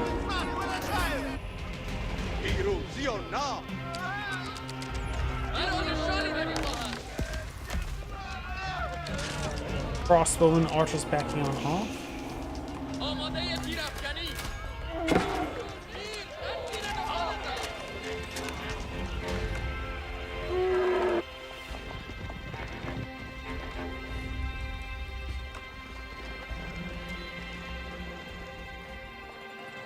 It looks like we do now have herbal medicine and Horn Blades research.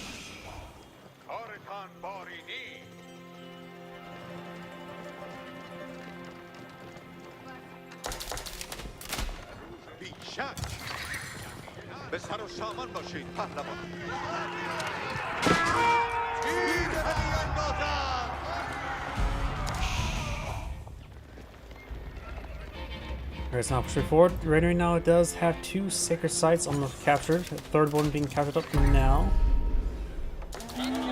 Got 4 War Elephants supported field by the Delhi Sultan player with a good supporting crew of archers.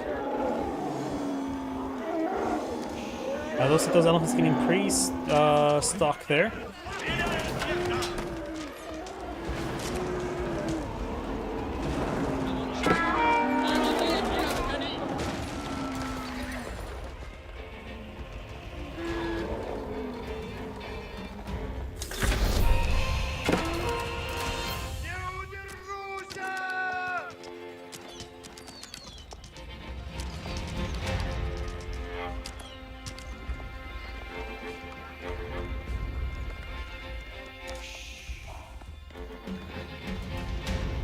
Приготовляйтесь, ракаты исполнять.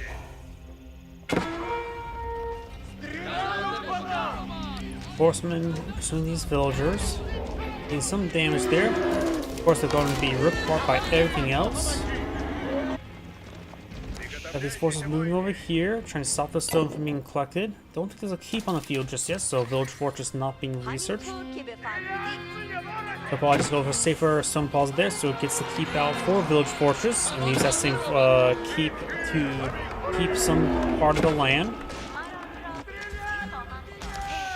Spear gives good damage on those lancers. Now the armor galleys are quite similar. More war elephants being pulled in the field. Warrior monks do go down.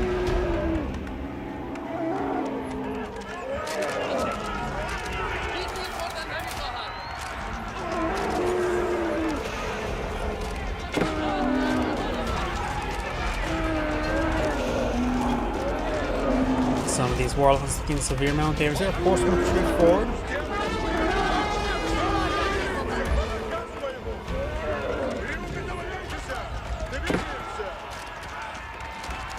Horsemen charge away forwards, and these archers being picked on off.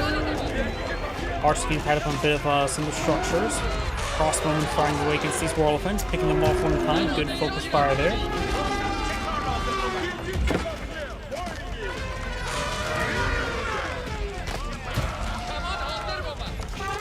All the war elephants has gone down. Садитесь, готовы исполнять заказ.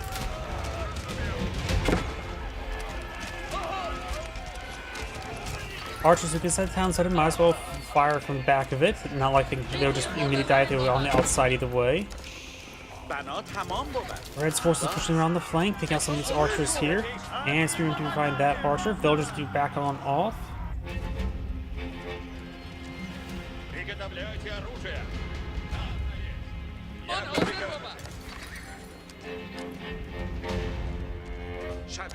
Villagers trying to escape. Looks like the yellow bull managed to evade detection for now.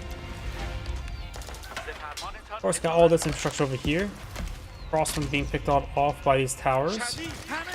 Not enough room for all these villagers. In fact, some of these villagers going down as well. Yellow's going to be losing a good number of villagers relatively soon, and Red is streaming units across the map. Oh, and picking up some venison.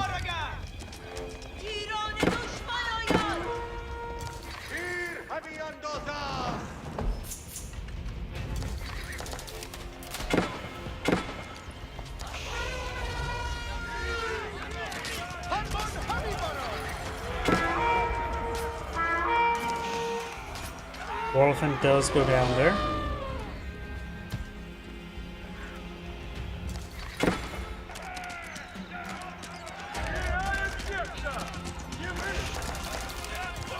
Spearmen advancing. Knights moving around. Our lancers. We have a wooden fortress here, unupgraded. And one of these lancers are quite wounded. Yellow's going to be losing a good number of villagers there. Down to 39. If the wooden fortress can focus on this wounded one, then the last one could be shanked.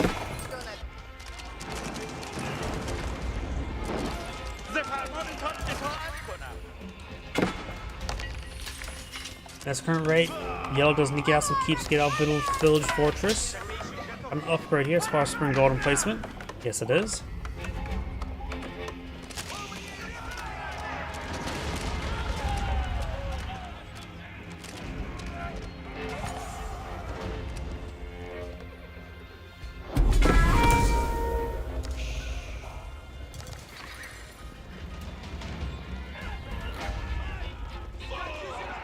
horsemen try and pursue those archers. Right now, the Elixir player has no war elephants in the field.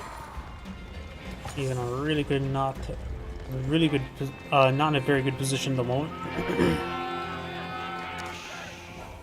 Down 33 villagers versus 73 or 72.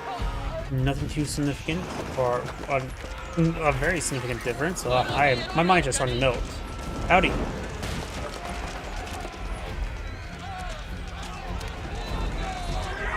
Archers started stepping away. Does get some of these horsemen. No Boyar's Fortitude just yet. And Yellow does back the game now. As Angrade saying, thank you for watching, and on to next replay. Ugh. Try to squeeze out one more replay for tonight. I don't know why, I'm just starting to feel ill all of a sudden. And my mind just starting to melt. By the way, let's try to find one more player.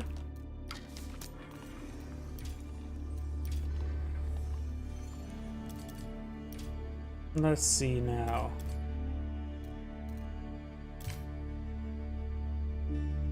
19 minutes.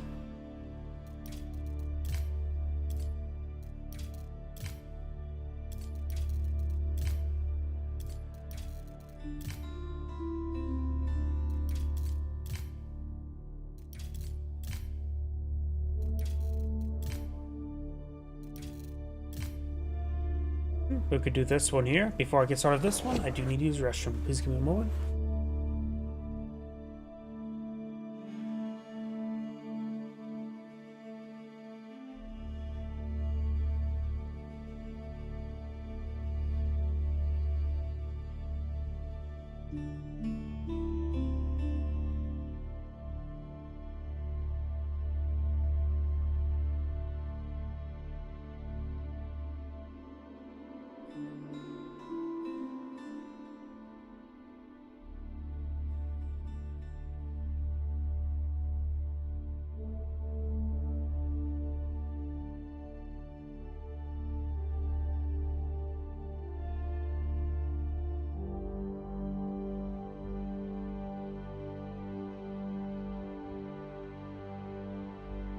Apologies, I am back.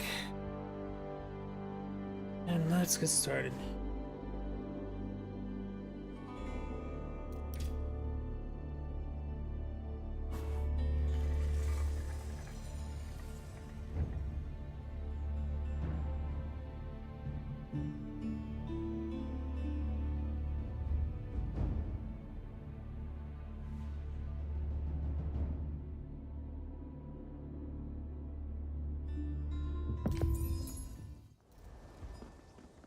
Greetings everyone, and Great here with another Age Empires 4 replay. Spawn bottom right side as Magenta Ottomans. We got Miomaki A. Spawn top left side as the Cyan Byzantians. We got Fei Chan.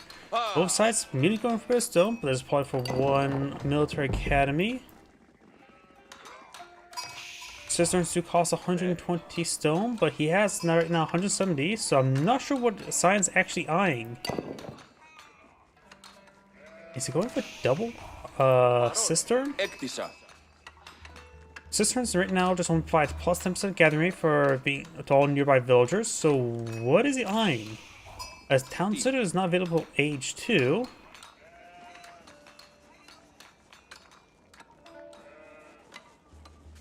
What is going on? I'm actually really confused. He's maxing out the cisterns now? Village production stays at 20 seconds, not affected by the constricto. Can somebody explain what's going on? No.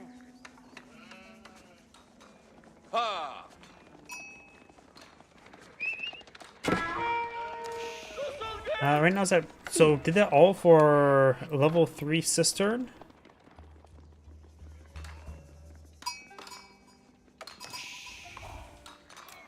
Go for regular speed now, since we got the spear going for bit of harassment.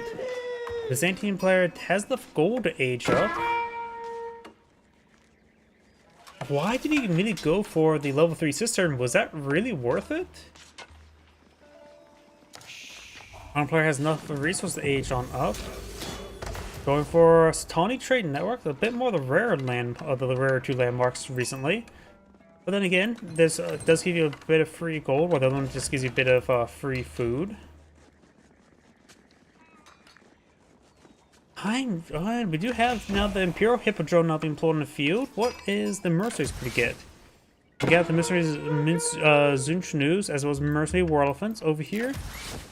Mercenary Magadite can go very powerful with Imperial Hippodromes. So the Imperial Hippodromes try and provide additional damage. Increased cavalry. Oh, did they change those now? Cavalry melee damage rather than just cavalry damage? Because remember before it was just plus 4 damage. I guess they may have changed to the melee damage now. This is the last time I checked. I don't remember.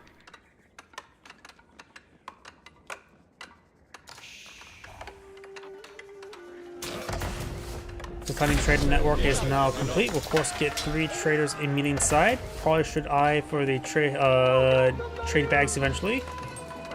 This gold generation is, I think, slower overall than sending traders out, but it is of course very safe. And of course get 3 of them immediately. And I think it provides, let's see, precisely provides plus 24 gold per minute per each one. Traders, on the other hand, can get even better than villagers when going from one part, let's say from here to over here. And villagers get, what, 50 gold per minute, fully maxed out. Of course, it is 3 very safe traders. Now the Explorators research now being researched, giving plus 2 damage versus workers and plus 30 gold from upon killing workers.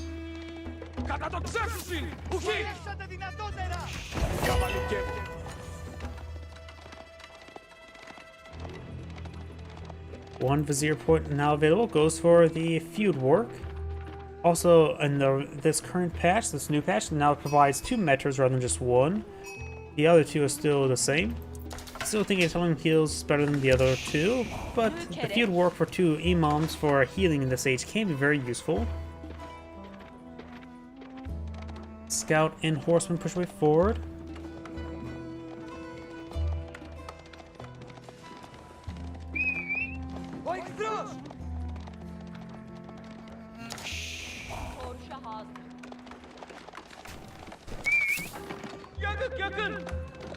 Heals up those spearmen. Of course, they're just Dark Age spearmen at the moment. Currently now the military school is going for Metter.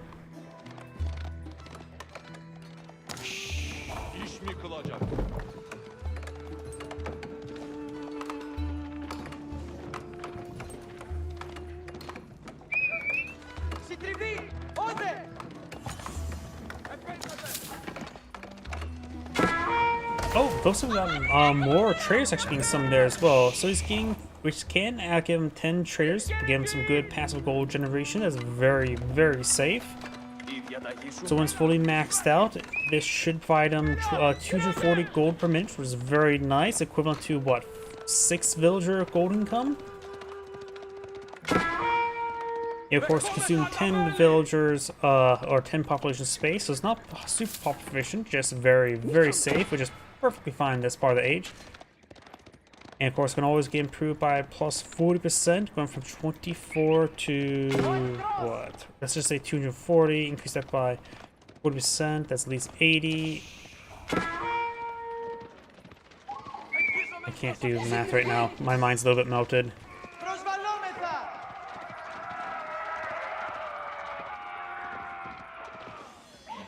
Additional 44.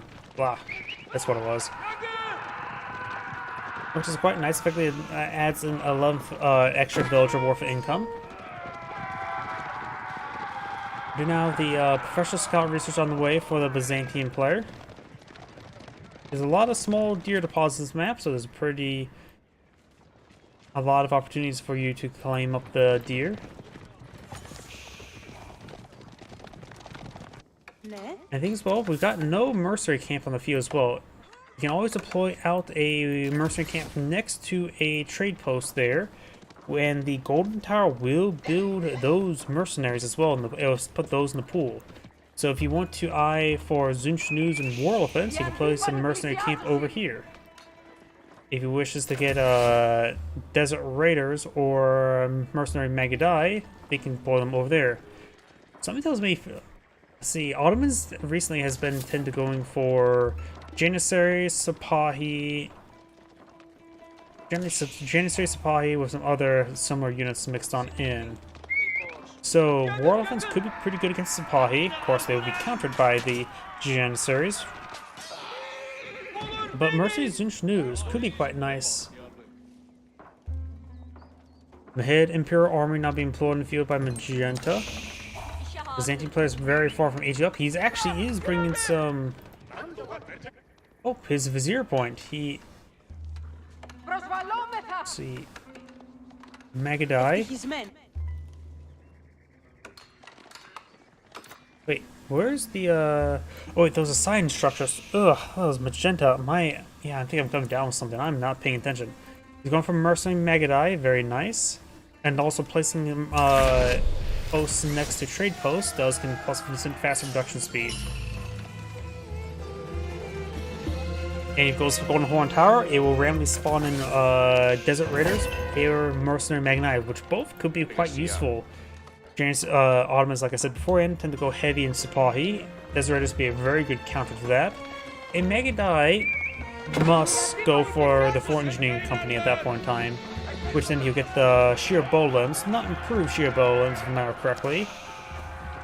And they can be quite decent, but they do fall off pretty badly in the mid game, as well as the early game. I don't know how effective they will be, since now Triumph does no longer affects horse archers, just only melee cavalry.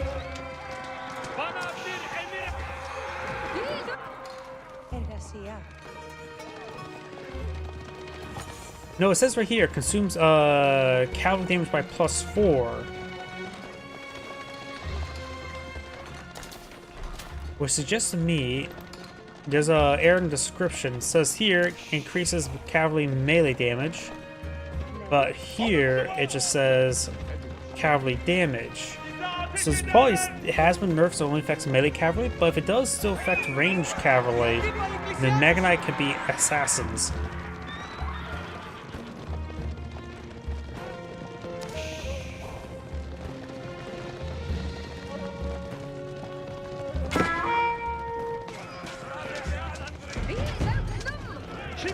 He has gone for his own unique horse archer, the Kanji, which is the horse archer that fires 2 arrows.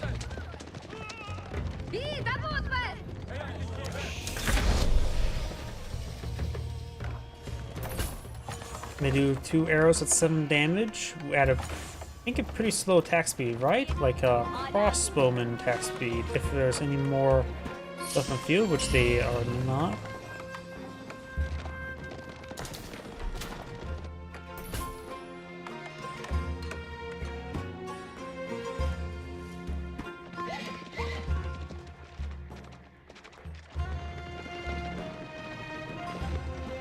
Baron Spearman research now on the way.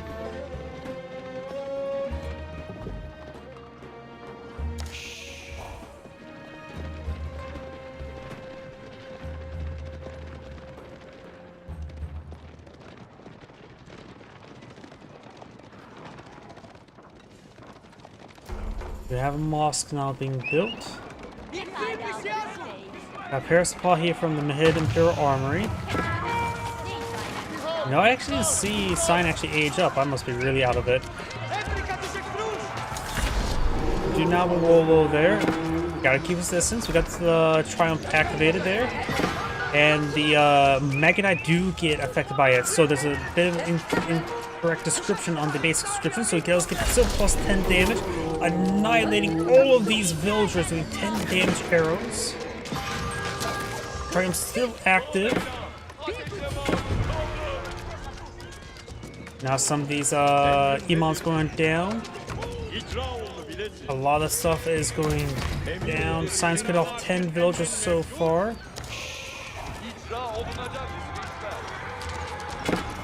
But thanks to the Sultanian Trading Network, he has a bit of extra economy going. Does take out that one village or horseman there. Magadai is still here. They right now have a little range damage there to help them out. Science Assault will be cleaned on up. The civilian count is misleading. None of them are these traders, which is quite nice. But so far, I called off 10 villagers, so the Triumph does affect them.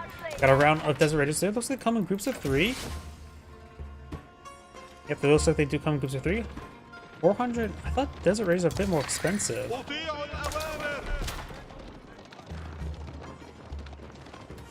165 is probably right. But now they are a pretty good counter to the Sipahi. They have a good melee attack, which does do bonus damage versus cavalry itself. We also have 6 melee armor, so Sipahi will do bonus damage versus them. Horseman will take that Spring Gold out. Some of these villagers going down. Does get another Triumph activated there. Increase damage and a bit of health for general movement speed. Does take out that one.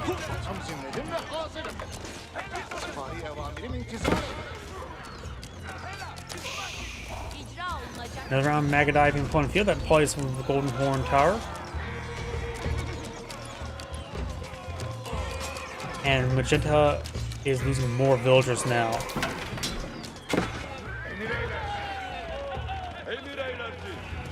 Magenta has now lost 18 villagers. Got more horsemen being pulled on the field. More horsemen being pulled on the field.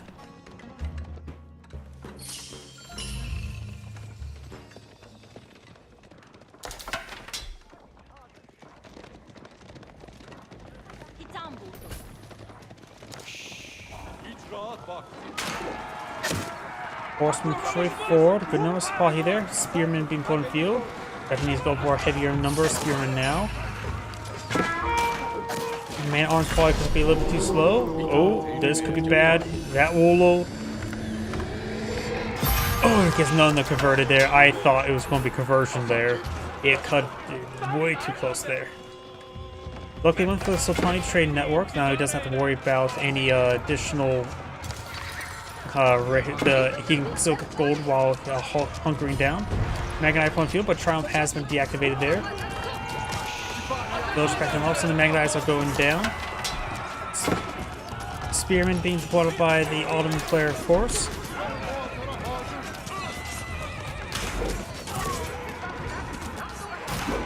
Byzantine player right now has 500 stone. Ottoman player has no stone stored on up. Looks like he only has the one military academy so far. Well, met her.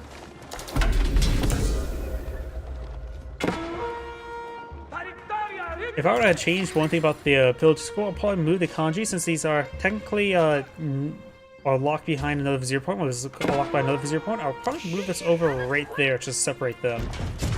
A bit more denotion between the two. Do now the Magadai firing away against good damage. Of course, the horseman slowly getting picked apart there. Magadai right now has 6 damage. He probably has 5 armor, so they're doing 1 damage per arrow. He needs to get +1 range damage. +2 range damage to make them a bit more effective. Desert Raiders now pulling the field, very nice. Night Trump after there. Now this Magadai will do some serious damage. Does get +1 range damage completed, so now it was doing 11 damage per arrow with the Magadai. Like I said, they're some of the best Magadai in the game, or actually not Mongol Magadai, but actually Byzantine Magadai, since Imperial Hippodrome really turbo buffs them.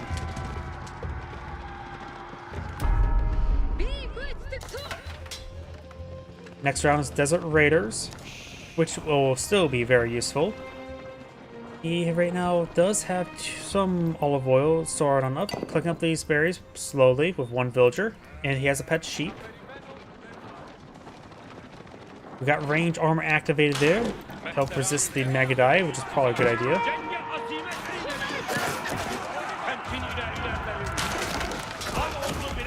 He has 2 more Vizier points, and he probably should save up the last one for here, so he may need to go for Advanced Academies and 2 trade bags. The amount of cavalry fighting, I understand Janissary companies, so he may just go for both of these and not go for trade bags. Up around the walls there.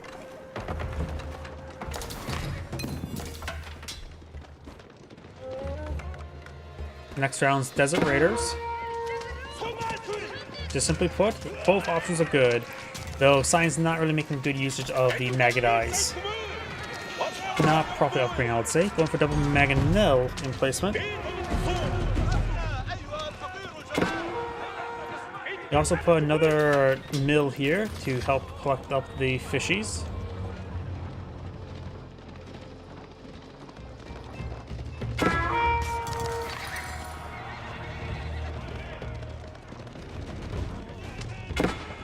Ateş eylerler. Hem de bize.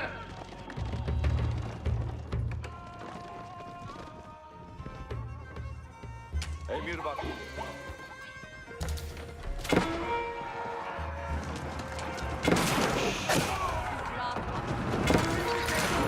No triumph activated there, getting some good health regen. Horseman pushing over here, probably trying to get to these Mangonels or Spring Golds.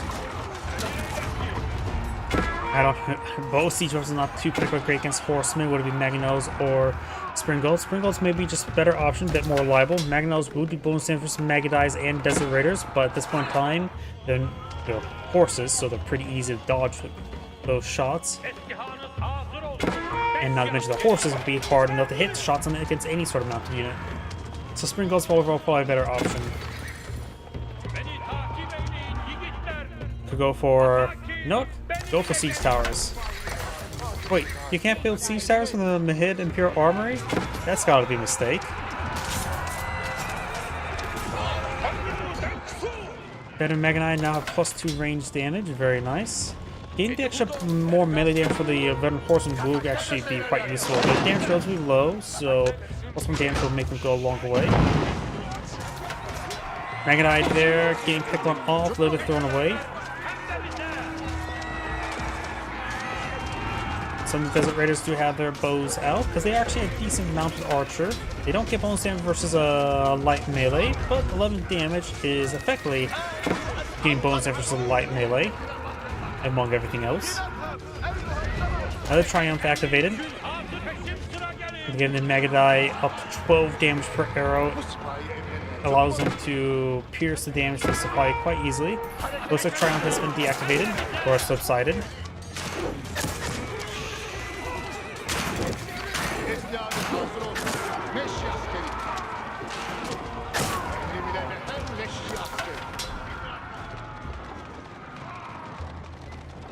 More Maggot Eye in the build queue. He is building them as well as getting a free round of them as well.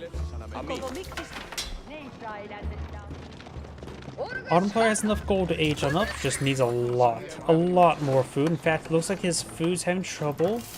He has no wood either. Go for some basic walls there.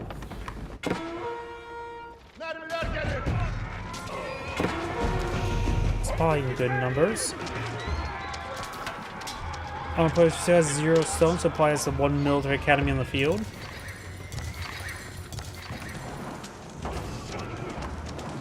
Ironically, making this military campus 0 point not that useful.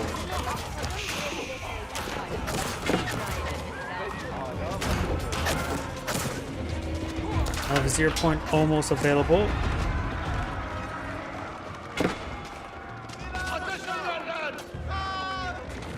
He may be needed to go to Pax Altamana. He is low on villager counts. This improves. He does go for advanced campuses. I don't think he has enough campuses to warrant it, though. Oh no, he does have 4 out of 4, so unless he's been perfectly consumed with stone. My apologies. Okay, so that makes a big difference. I'd assume here, because like, oh, 0 stone, he must only pick up that initial 50 and not build any more campuses. But nope, he has actually. My bad. Byzantine player is now going for some cataphracts. Has 5 on the field. And is going for teardrop shields, which will increase the armor of cataphracts by 1.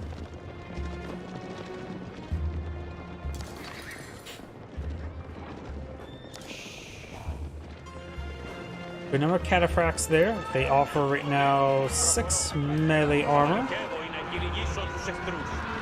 They always get more melee armor, up to 7 this age. Spahi are a very good horseman. Right now they have 15 base damage. These Veteran Horsemen try and close the distance, not only have increased move speed, but it's subsided. Regular Horseman does have 11 base damage.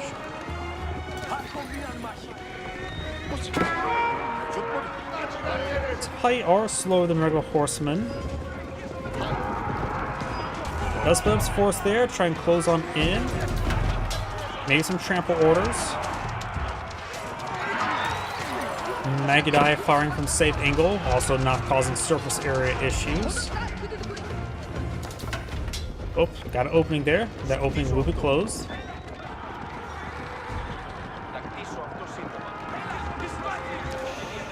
Yeah, I really do think the Ottoman player should be on Janissaries. He's just fighting mass cavalry. Janissaries would be a clear option. Because these units will be flanked and engaged.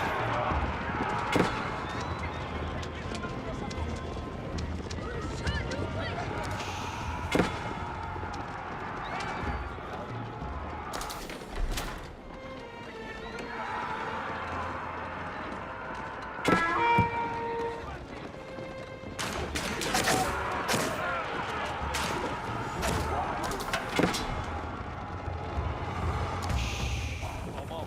Ne icra eylenmesi lazım? Emir eyle. Most of the Byzantine players saw a bit of olive oil. I would like to see the Foreign Engineering Company. Though, if he's going to focus on quite a bit on cataphracts, he could actually either Palatine School.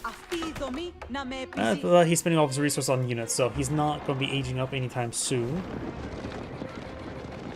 It has a massive cavalry force, that's for sure.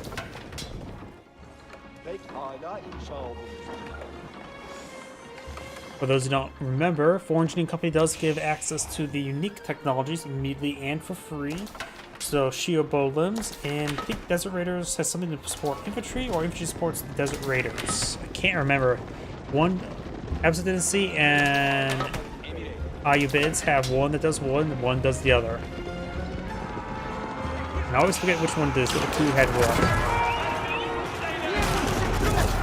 Janissaries now pulling the field. We have a core, 11 core of them, and they're going hard counter cavalry. They do nearly double damage there. Triumph not activated. Spring Gull's far away. He's going to get a decent amount of splash damage.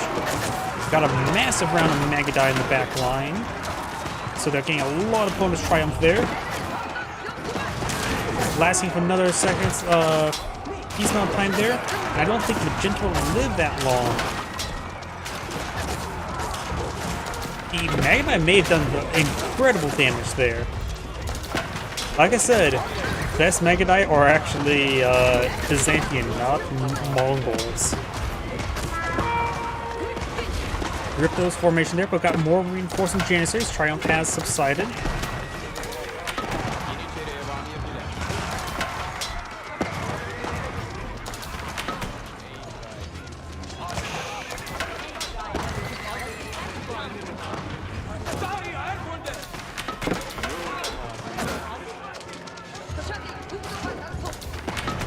Another round of Triumph being activated there. It is another 30 seconds because you get more Triumph per killing with cavalry kills. By the way, and that is the end of replay. There's Angerade saying, thank you for watching, and on to the next replay. As mentioned beforehand, I am not feeling 100%, so that will be my last replay tonight. So everyone, thank you for watching, have a good evening, and get some good